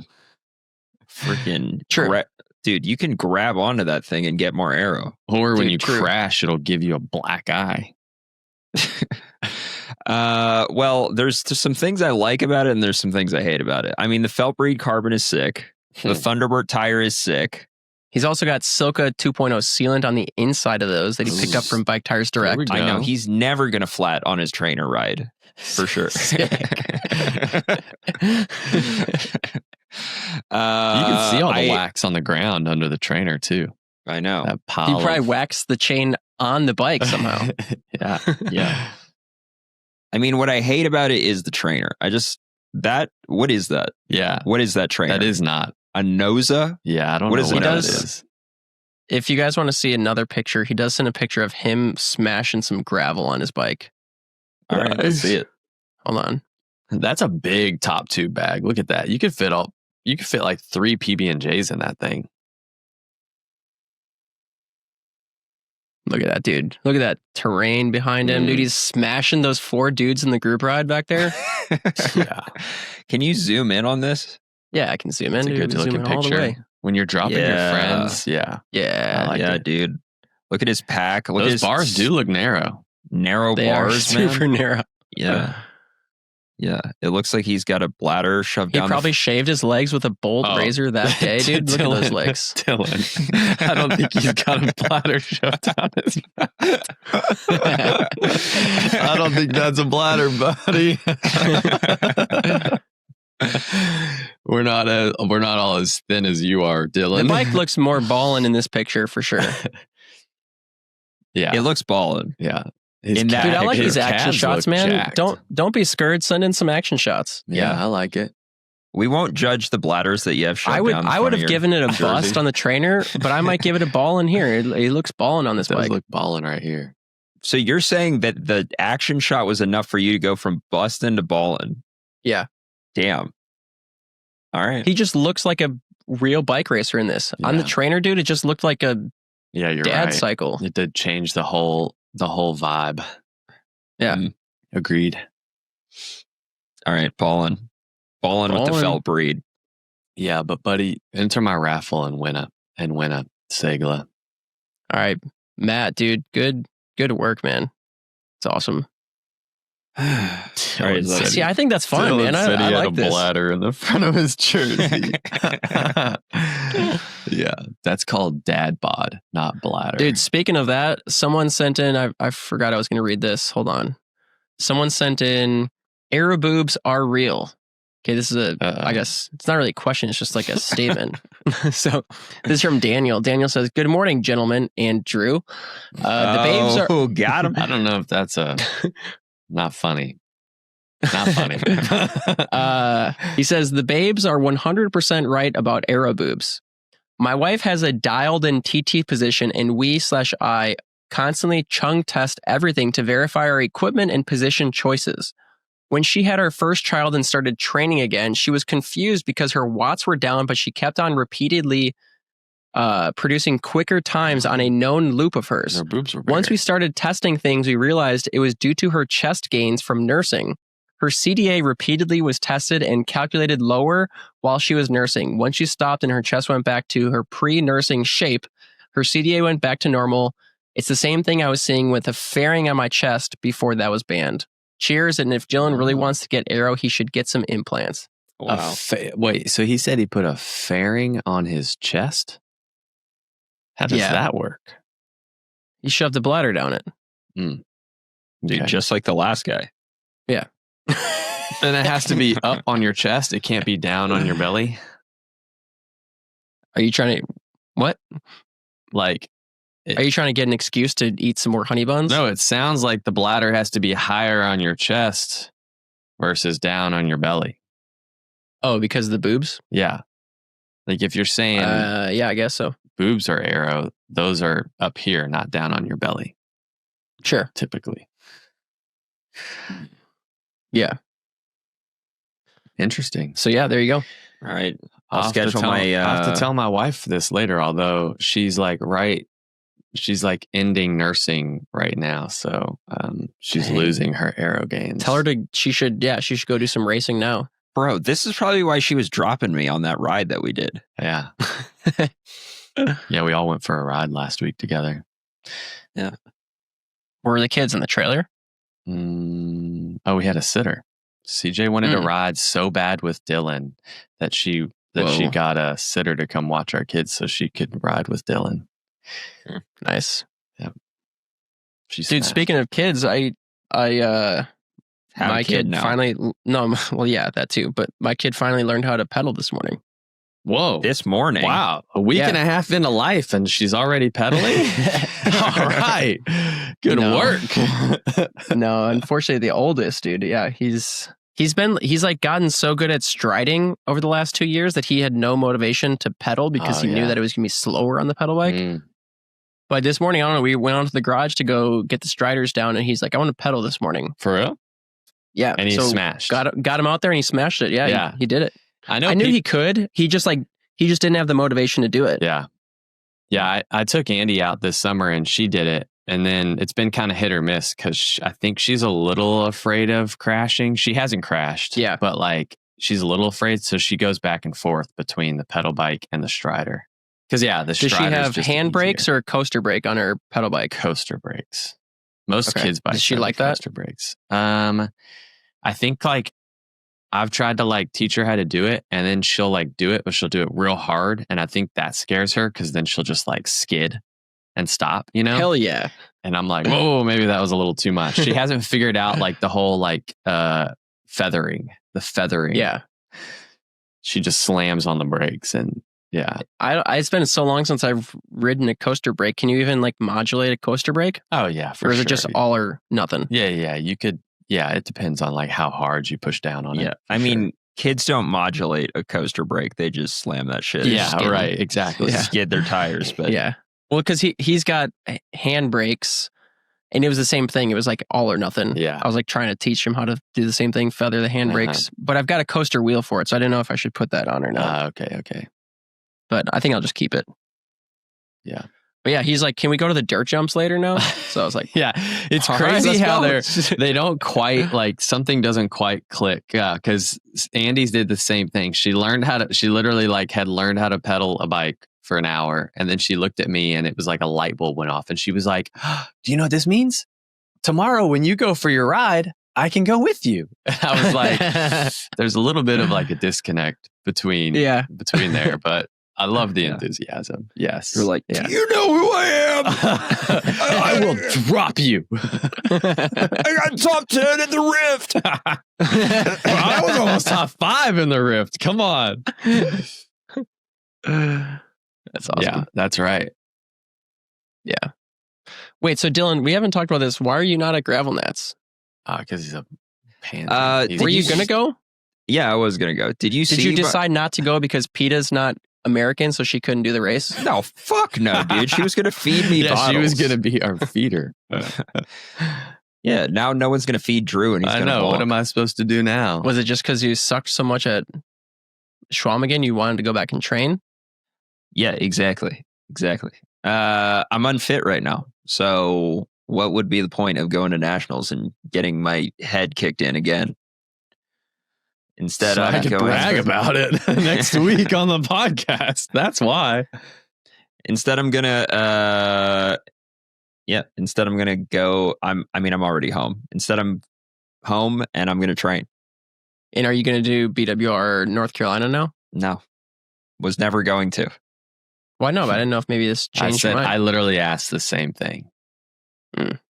Nope. Finishing up. Getting a mediocre result at Little and Big Sugar is more important to him. I mean, I think that I had a good VO2 max workout, as we said earlier, and I was like, had some level of confidence going into Schwamegan, and then I think I realized that I'm missing a lot of base, obviously, because I basically, took over a month off and then did no, I don't have any base right now. So I think I'm going to do a volume block before Little and Big Sugar. He's yet to do a 25-hour week, but now he's just going to do a 35-hour week. Exactly. Good idea, buddy. Yeah. I've already given him my coaching opinion on this. This is what I have to say. Look, I realize that this could and probably will blow up in my face. But the alternative is I just show up to Little and Big Sugar still unfit with no base. Do you think you're unfit like aerobically, or do you just not have race legs? Like, do you just need to do some more racing to get some race legs? The former. What do you... So... You just smashed a VO2 max workout. So if you saw that your athlete got... did the same heart rate from one year to the next year. So the heart rate's the same for the race, but their power is over 30 watts lower. What are you? Was pretty embarrassing. What are you saying to that athlete? That's true. I'm aerobically unfit right now. Yeah. So there's only one way to fix it. I just wonder if like train. Yeah, there's only one way to fix it. Panic train. Yes. And look, I love panic training. Yeah, exactly. I recognize that this could totally blow up in my face, and I could get to Little and Big Sugar and be completely dead and overtrained but I'm like, okay, well, I could be overtrained or I could be unfit. What about doing like a local XC race or something like that? Like, when's the last time you did How is that going to help? What you're talking about. Yeah, no, that wouldn't help. A local XC race? That's not down the right. I'm not saying it's the only thing. I'm just asking, like, I'm serious. Like, you only have done 4 races this year? Like, that doesn't seem like enough. Yeah, the sample size is and pretty especially small, to go to buddy. like Little Sugar, which is like a real mountain bike race, and it's a really hard mountain bike race. Like, do you just need some more race legs? And like, even like, when's the last time you did a real mountain bike race? Yeah, it's been a while. I don't think you've ever done a real mountain bike race, have you? I mean, the Dude, NUE I'm series freaking doesn't 3-time NUE champ, bro. Those don't count. Like throwing an XC race or something like that into your volume block. I'm not saying that the volume block is bad. I just wonder if you just do actually need some more race legs. It's just so different pushing your own pace versus having to push someone else's pace. I mean, look, I think in an ideal world, yes, I would have more race days leading into these races coming up. But I think the thing that I'm lacking the most right now is base fitness, aerobic base fitness.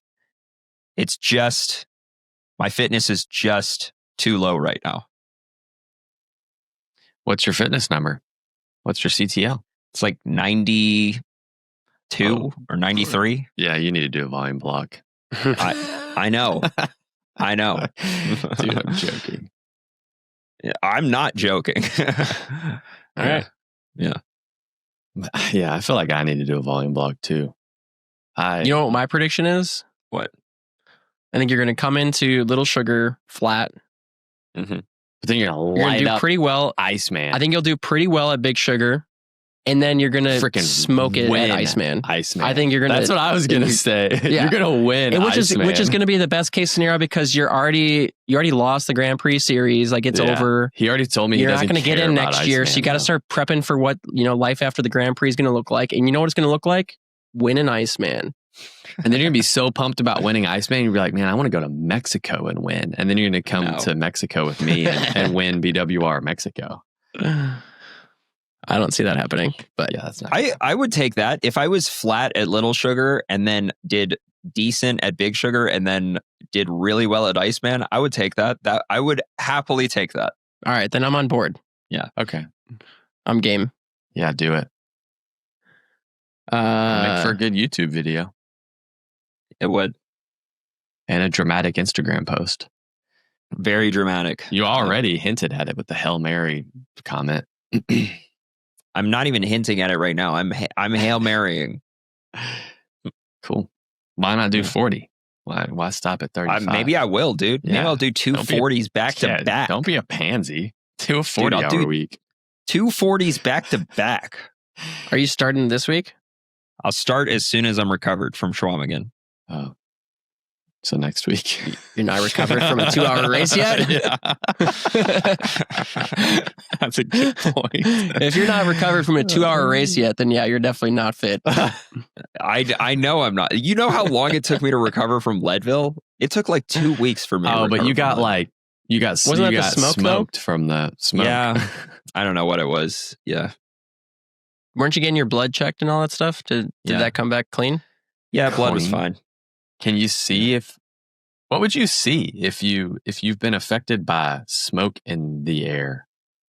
I don't know if you can. I don't know if you'd see. Would your white blood cell count go up because of they're just being and your neutrophils? Your neutrophils would Neutrophils. It was fine. My blood was fine. Yeah. Okay. Yeah. All right. Let's hit like 1 or 2 listener questions. One more bonking or balling. We're never going to get through these bonking or bust balling the bikes. Maybe we'll have to just have like a special episode where all we do is roast bikes. Actually, you know what? In the off season, we when we have no racing to talk about, we should just dedicate an episode to That'll this. be a Patreon. That'll be a Patreon episode. Just extra bonking and balling. Speaking of Patreon, okay, this is from iWeld on Patreon. Maybe his bike was that aluminum one. Maybe he welded it himself. Yeah. Actually, no, he's the one that sent us in that China carbon bike. Yeah. He says, recently, Quinn Simmons was interviewed and stated that his best 1-hour power of all time came in the third week during the 3 different Grand Tours that he's raced in. He did all 3 Grand Tours this year? No. He's done 3 Grand Tours at this point. Oh, okay. And his best 1-hour power numbers have all come in the third week of those Grand Tours. So he says, this indicates fatigue and sore legs aren't a factor for diminishing power, or the pro riders are going into the race with so much base/volume that it's a recovery period for them. What are y'all's thoughts? I guarantee as coaches, you're telling your athletes you got to have those rest days. We could fact check Quinn Simmons by looking at Peloton average speed over the course of 21 stages at the Grand Tour. I don't know what that last part means, but he's basically just wondering, like, what's our thoughts on the fact that Quinn Simmons is Dylan's going to do this during the third week. He's going to do 2 40-hour weeks and go straight into Little Sugar with fatigued legs, and he'll do his best power numbers ever. Yeah. So this is called the stage race effect, and this is I've just talked about a term that Dylan made up one day. I didn't make it up, actually. I thought you did. But yeah, it's like, people talk about, oh man, it's so impressive that these riders are doing these crazy power numbers 3 weeks into a Grand Tour. If you're at that fitness level, it's actually probably more likely that you'll do crazy power numbers in the last week. Like the stage race effect, just meaning that your body is overcompensating and you actually put out higher, despite the fact that you're waking up in the morning feeling like crap, you have sore legs, you're actually putting out higher power numbers. And do you think there's something more physical about this or mental? Physical. Like, because, sorry, I just punched my desk. Because if you're in the middle of a Grand Tour and you're going into the final week of a Grand Tour, you're going to be dialed mentally. Like I would think like everything is going to be focused on the race. Part of it might be mental, but it's mostly physical. Okay. Yeah. Problem is you can't do that forever. You will crash and burn at some point. You can't just say, I'm never going to take a rest day and I'm going to be, Tade by the end of the year. You will crash and burn at some point. You have to eventually rest. There doesn't seem to be a rhyme or a rhythm to it either. It just seems like, that, and I think that's why people don't do this for a race, is because it could go really well or it could go really poorly. And it's better, and it's better just to do what works, which is to like do a typical taper before a race instead of going into it like, I'm going to do the stage race effect. And that kind of seems like a Hail Mary. Like we've all done block weeks at this point. And for me, it's usually hit or miss. Sometimes it's day 4, sometimes it's day 5, sometimes it's day 6 where I'm like, have the best day. But it's somewhat unpredictable. Yeah. Like you couldn't really like write a plan for it. I know for sure day 2 and 3 are usually the worst. Yeah. You're really playing with fire if you're trying to use this as a strategy. That's a good way of putting it. Yeah. I mean, because just doing a normal taper is, it's the safer route to go. Hence why everybody goes with a taper before a big race. Yeah. Let's see. What else we got? Calvin says, would you guys ever try a product from another sport? And he sends a link to a Walmart link, of all things. It says another sport like bouldering glasses that let you see up the road while your head is down. So I don't know if you guys have ever seen like those rock climbing glasses where like you can look forward, but it looks up for you. Yeah. Somebody that way you're not like cranking your neck the whole time. I feel like it may help with getting into low head arrow position. Would these even be legal? They're just glasses. It's not a terrible idea. It could be a very terrible idea. One of my buddies on Texas Roadhouse had a pair of these, and he took a picture of them on his bike, and he was like fully tucked like this with his head totally down. But you can, and really? It looks like you're just not looking where you're going, but because of the glasses. But they're like, it's like looking in, like on a playground where they've got those like the little goggles where there's like mirrors. And it's like you're the I would imagine the vision is like so distorted because you're not actually seeing. It's just going to be reflections of mirrors. It would just be not safe. Like the field of view is really limited with these. I've worn them before. The field of view is limited for sure, and it is like a weird optical illusion. Like when you think you're turning your head to like look in one direction, you actually have to like tilt your head in a different angle to see that direction. So you'd have to like get used to them. So it could either be like a really good idea or it could be a completely horrible idea. But they're only $3.54 at Walmart, so it might be worth it. Have you guys seen that video of the guy who's like time trialing down the road, and then there's a cop who's got a motorcycle pulled over or something, or maybe it's a motorcycle cop that's got a car, whatever. Cops got somebody pulled over, and then the dude time trialing down the road just smashes into the motorcycle. No. Yeah. That's gnarly. Because he wasn't looking. It was just, it wasn't looking up.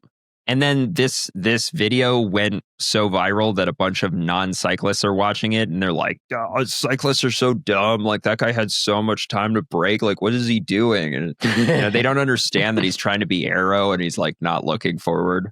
Yeah. Which is also dumb. Sure. But, yeah. I think when my buddy sent this picture of him wearing these glasses in the group text, our team director was like, got pissed and was like, "You guys should stop focusing on all this dumb stuff and just train." It was like the funniest thing ever. Fair.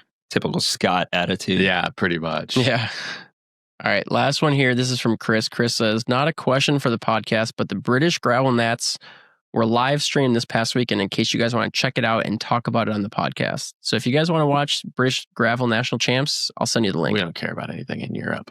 Yeah. The American gravel scene is the only real gravel scene. So on a note, I want to go back to what your team director said. Not to brush past the British, sorry, Chris. Not to brush past the British Gravel Nationals. That's interesting, I guess, but whatever. You literally just brushed past it. So there were people commenting like, oh, like specifically about there's all these different bike setups at Schwamegan, and people are like, oh, it's not the bike that matters, it's the engine. Like, the best rider, the fittest rider will win. And it's like, so not true.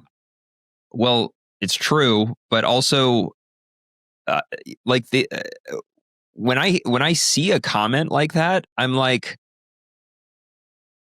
what do you expect unfit riders to do? Just throw their hands in the air? And when I say unfit, I don't mean like they haven't trained. I mean, I'm talking about a rider who's trained their ass off, they're at their peak, and they're still not fit enough to win. They are unfit relative to the guy who's fit enough to win, right? What do you expect that person to do? Just throw their hands in the air and be like, I guess I'm not good enough. I guess I'll just suck.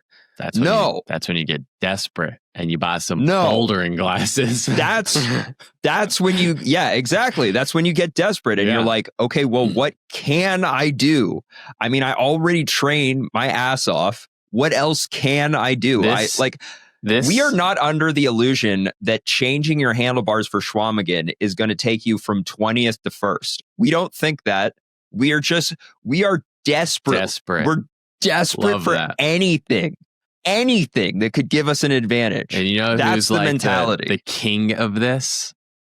You're pretty good at it, Dillman, but I think Chase is like the king. Exactly. Like, exactly. He is like that conversation. And because I've spent like so much time with him, that's all he thinks about is, I'm going to try this. And I think this year it's actually bit him in the butt more than it's helped, but he'll just try things that nobody else is doing because he's like, if it works one time, he's like, it'll be worth it. Yeah. If you're leaving a comment saying, oh, well, the bike setup doesn't matter, it's just the fittest rider that wins. First of all, we agree with you. Second of all, you don't know what you're talking about. And the fittest rider doesn't always win. I know. Yeah. Right. That's that fact that the fittest rider doesn't always win is the little glimpse of hope that gives our desperation a living chance.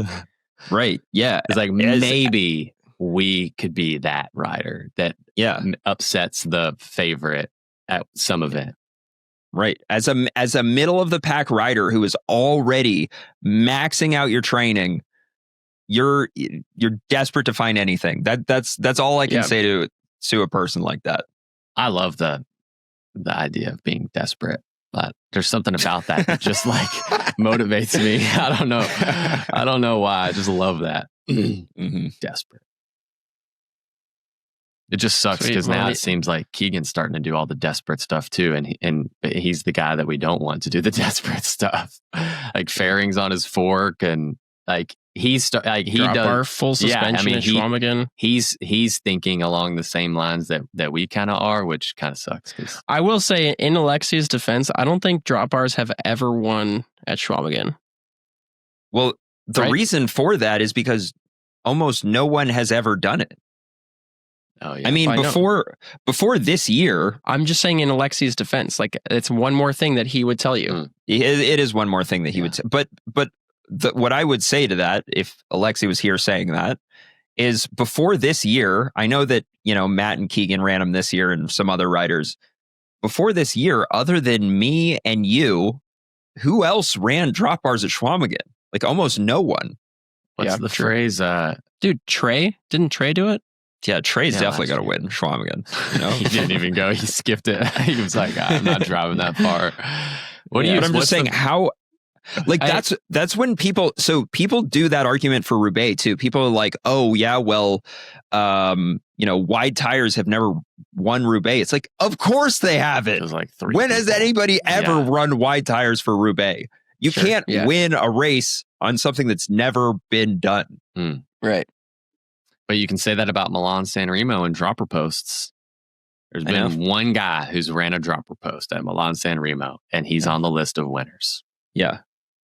So that is the perfect example of what I'm talking about, right? Because Mohoric is not as talented as the riders that he was up against that day. And he thought outside of the box. I mean, for road racing, to put a dropper post on your road bike, that's really outside the box thinking. And also he's crazy skilled and he took crazy risks for that little sliver of hope that he could win that race. And he actually for once pulled it off. And that's the most badass win that I can possibly think of. I like how you're just like, yeah. That is the size of the hope that you have, but it's still enough. It's there. It's alive. Yeah. All right. So speaking of radical equipment and smidgen of hope, what's the predictions for gravel nats? Oh yeah, I was gonna. Oh yeah, we probably should. We haven't talked about gravel nats yet. Crazy. Uh, Melissa wins gravel nash. Do we know she's going? She is, yeah. I think Lauren Stevens seems pretty good. It seems like a pretty road. I think it's going to favor the roadies. I'm still going with Melissa. Yeah. Are you going with Lauren Stevens? Melissa's raced a lot on the road, so you could call her. Yeah, I mean, I don't know if I'd call her a roadie, right. but she was on the 20. she's not like just an off roadie. Dizzle, are you picking Lauren Stevens? I think so, yeah. All right, Adam. Do we know, are there any controversial feed zones that Lauren needs to know about? I don't know. I was kind of thinking this because I haven't done a UCI race in so long. I'm like, does the bar width thing apply for this weekend? That's what I was going to ask you is like, can Chase run his disc wheel and crazy bars and all that stuff? But the bars, I'm kind of worried about because my bars are super narrow and I'm like, I don't know what protocol on that is. Would you be allowed to do puppy paws position at a US? I think that rule only applies for the road, right?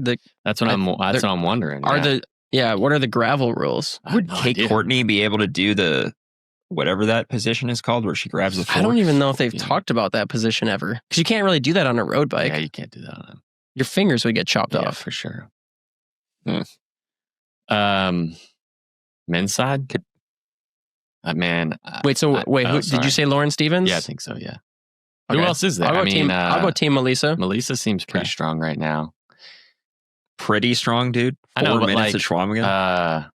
It seems like it's going to suit roadies, and it's just super punchy. So I'm trying to think of like who's a really punchy rider that can make something happen on all those 5-minute efforts. It's just bunch of 5-minute climbs.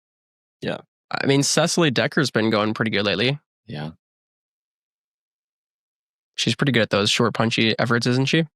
I don't know. See, that's what I'm saying. I don't know who's. I don't know. I think not a lot of races that are like this one that have like just 5-minute short, punchy efforts. I mean, sure, Schwamegan's really punchy too, but it's like constantly 30 seconds. These are like 5-minute climbs. Very different. Yeah, and Melissa, got second at Leadville, which has constantly 20 to hour. Yeah, but those are threshold efforts. Again, not the same. I think this is a very So you're different, like, okay, well, I'm she may saying be good it's at 30 seconds. yeah. She may be good at an that's what I'm hour, saying. but I don't Like know a about 5 minutes. I don't know. Like a 5-minute effort is kind of like a different, talking about totally different systems there. No, dude, she's going to crush it. She's going to win. Like, I think I would suck at Leadville, but I'm a lot better at 5-minute climbs than I am 1 hour climbs. Okay. All right. Man, I would love, this is going to be a controversial, but man, I would love to see Pete Stetina win. I know we make fun of him a lot, but with his road background and with as thin as he is, and he was just training for that KOM attempt thing like a month ago, it'd be, I think it'd be cool to see that guy win. I don't know. Feel like he's kind of earned it. It'd be cool to see him win, but I don't think it's going to happen. Yeah. Alexi seems to be going pretty good. Like, yeah, Keegan seems kind of flat with all the travel. I don't. Dude, there's only only 25 women in the elite field. That seems slim. Yeah. I mean, I hate to just pick the exact Schwamegan winners for nationals. That seems like a little bit of recency bias, but I feel like Alexi is a really good choice right if now. They're going well, then makes sense. I'll go Alexi. Okay. Yeah, that's a good Alexi pick. for the win. How many people are registered for the men's race? 56. Oh, good. Nice. Smaller the better. Trying to see if there's any names in here that surprise me. Is Chad Haga doing it? Nope. Yeah. Okay. Dizzle, what do you think you're going to get? Man. No, Lance hated either. Oh, yeah. I was wondering. I haven't seen Lance too. much this year. Yeah. I wonder if he's doing Payson McElvin's doing it. Doing some cross. Man, I really want to do well. Nielsen Paulus? No. I'm just kidding. Come on. He was just here for the Maryland Classic. It was someone, his first name's Nielsen. Oh, yeah. I really want to do well. That's good. Is that Brandon McNulty? No, I mean, like most of the time I go into these races and I'm like, I'll hold on to the lead group for as long as I can. And I'm going into this one hoping that maybe I could do something. I don't know. Brennan Wirtz has inspired me. I'm not saying I'm going to win, but there's very, very rarely do I go into a race thinking like, I think I could get a good result and like a podium result. And I'm going into this race kind of thinking that hopefully I can get a podium result. Sweet. That'd be awesome. Yeah. Dude, I think it shapes me really well. Chase isn't doing it? Nah, he's doing it for Chase sure. is doing it. Yeah. Chase is he's not signed up. Probably. Yeah. You should tell him to sign That's up. not And surprising, to be honest. Neither is Keegan. Oh, good. Bro, they're going to sign up like the day before, man. I don't know. Are they doing it? That's what Chase is definitely Keegan doing is. it? I mean, Chase is doing it. I wouldn't be surprised if Keegan's not doing it. Is there a big prize purse like the years past? I haven't heard anything about it. So I wonder if they've done away with the prize purse, and then that also means Keegan's not doing it. Yeah, I know the prize purse was like privately funded. So yeah, maybe whoever's running this race didn't pull anything. Dude, Dizzle, honestly, man, like you've been having such a good year. If it's like a tactical race where it's not just down to who has the highest watts per kilo, but it's like kind of tactical and they let somebody go, like, I mean, I think your chances are better than ever. Yep. Pump me up, man. I need it. Yeah, dude.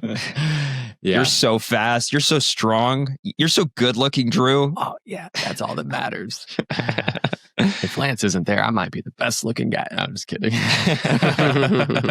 Totally. Whoa, don't go that far. Yeah, that's way too far. Yeah. Oh, dude, online reg is closed. Chase is hosed, dude. Chase lives there. Seriously. He helped direct the race. I'm pretty sure. Maybe they think he's just directing it. No. Well, he could have my entry. He if he has wants to be registered. You're not on it either. I registered for it last Oh, week. yeah, you are. I'll text him right now. He's not. Maybe he's doing the age group. You know what? Maybe he finally came to his senses and said, "You know what? I'm gonna be that age group national champ." Okay, what were your guys' predictions for the men's, or did you give one?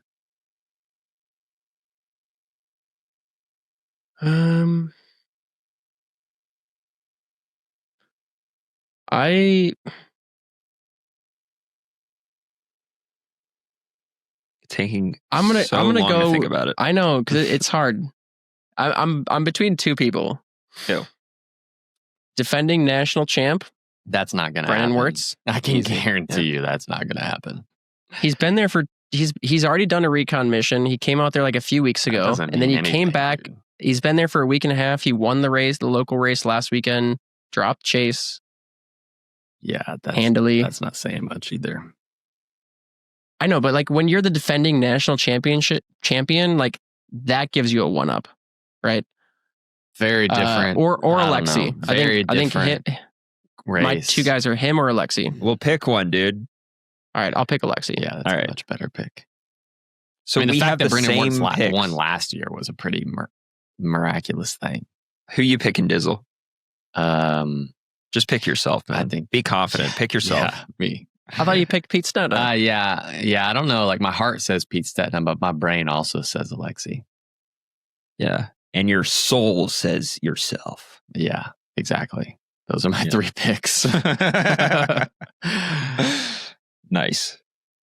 It's a long Okay. shot that I would win, but the fact that I'm even thinking it as a long shot is a positive because there's Yeah. not even other races where it's a long shot. Dude, you can't win the race if you're on the starting line thinking you can't win the race. Right. Agreed. Yeah. You know? 100%. Yeah. So, But it seems kind of stupid to say I think I'm gonna win when there's so many guys that I've never beaten, or you know dude, what I mean. I hope you win right now, It'd just be so that we can, crazy. just so that like we can make a Bonk Bros Instagram reel where you're like, oh man, it'd be crazy to say I could win, guys. I don't think so. And then that part, yeah. Yeah, and then there's just a photo of you with your arms in the air. Well, I would just want to win because then I'd make way more money next year. Like, It all comes back to money. What about the glory of wearing your flag on your jersey, dude? Yeah. Maybe. Would you put flames on your American? Yeah, could you do like a red, white, and striped blue jersey? flame with like an American eagle and I'm sure you could do whatever you want. whatever you want? Are there rules? There's no rules in gravel. Hypothetically, So do we know is Keegan really not doing this race? Chase said that he, as in Chase, is getting free reg the day before the event. For some, I don't know. But I don't know about Keegan. Is Chase coming in as a sleeper? I don't know. I don't know why. He doesn't want to give it away I that don't he's know doing why it. he gets free reg the day before. I don't know why they don't just put his name on the start list now, but that's what Does he it told me. depend on if someone else doesn't show up or something? I wouldn't be surprised if Keegan doesn't do it because he's probably a little cooked Sure. right now. Yeah, that's You what know? I was thinking was like maybe Schwamegan was like he's pulling a DJ and he's like, well, Schwamegan sucked. I need to go home and train and recover and maybe not do this race. Yeah, I mean that's legitimate. He just did Worlds in Switzerland and then he had to come back and do a 2-hour basically XC mountain bike race. He probably needs to chill a little bit. His Instagram story from 21 minutes ago looks like he is at home in Utah. So yeah, It wouldn't make much sense if he was doing that because they were right next to Schwamegan. I mean, it'd probably be kind of hard, like Is Tobin on the start list? you'd get to like wear this world champs jersey for all the mountain bike races, and then you have to like wear the national flag for the gravel races. Like, it's so lame. So lame, dude. Yeah, so lame. I bet he's going to do gravel worlds though, right? When is gravel? Nah, is same that even a weekend as thing this Big year? Sugar. What? Really? Yeah, Yeah, that was that the was big a big. It was a controversy. big debate. Yeah, or Yeah, I controversy. forgot about that. That's why Lauren Stevens isn't in the Grand Prix is because she's targeting gravel worlds. Okay.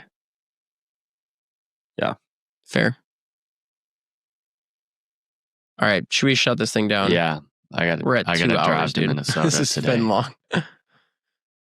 Are we just sweet. like a 2-hour podcast now? Is that our jam? Last week was Seems 2 like it. hours. I'm fine with it. I feel like bad long for podcasts. Taylor, who's got to sit there and listen to us. probably all because that. we the had worst to- part, making her waste Freaking- all her time. Yeah, it's probably because we added that freaking bonking or balling segment. Yeah, that's So definitely it. Yeah, that's definitely it. Okay. Well, good luck this weekend, Diz. Yep. Is it going to be live streamed? Do we know? No idea. Okay. Well, find out. Me and Chase are leading a group ride on Friday. If you want to come hang with us. Sweet. Can you win a Lauf Don't Segler? forget to win a Lauf. Come on.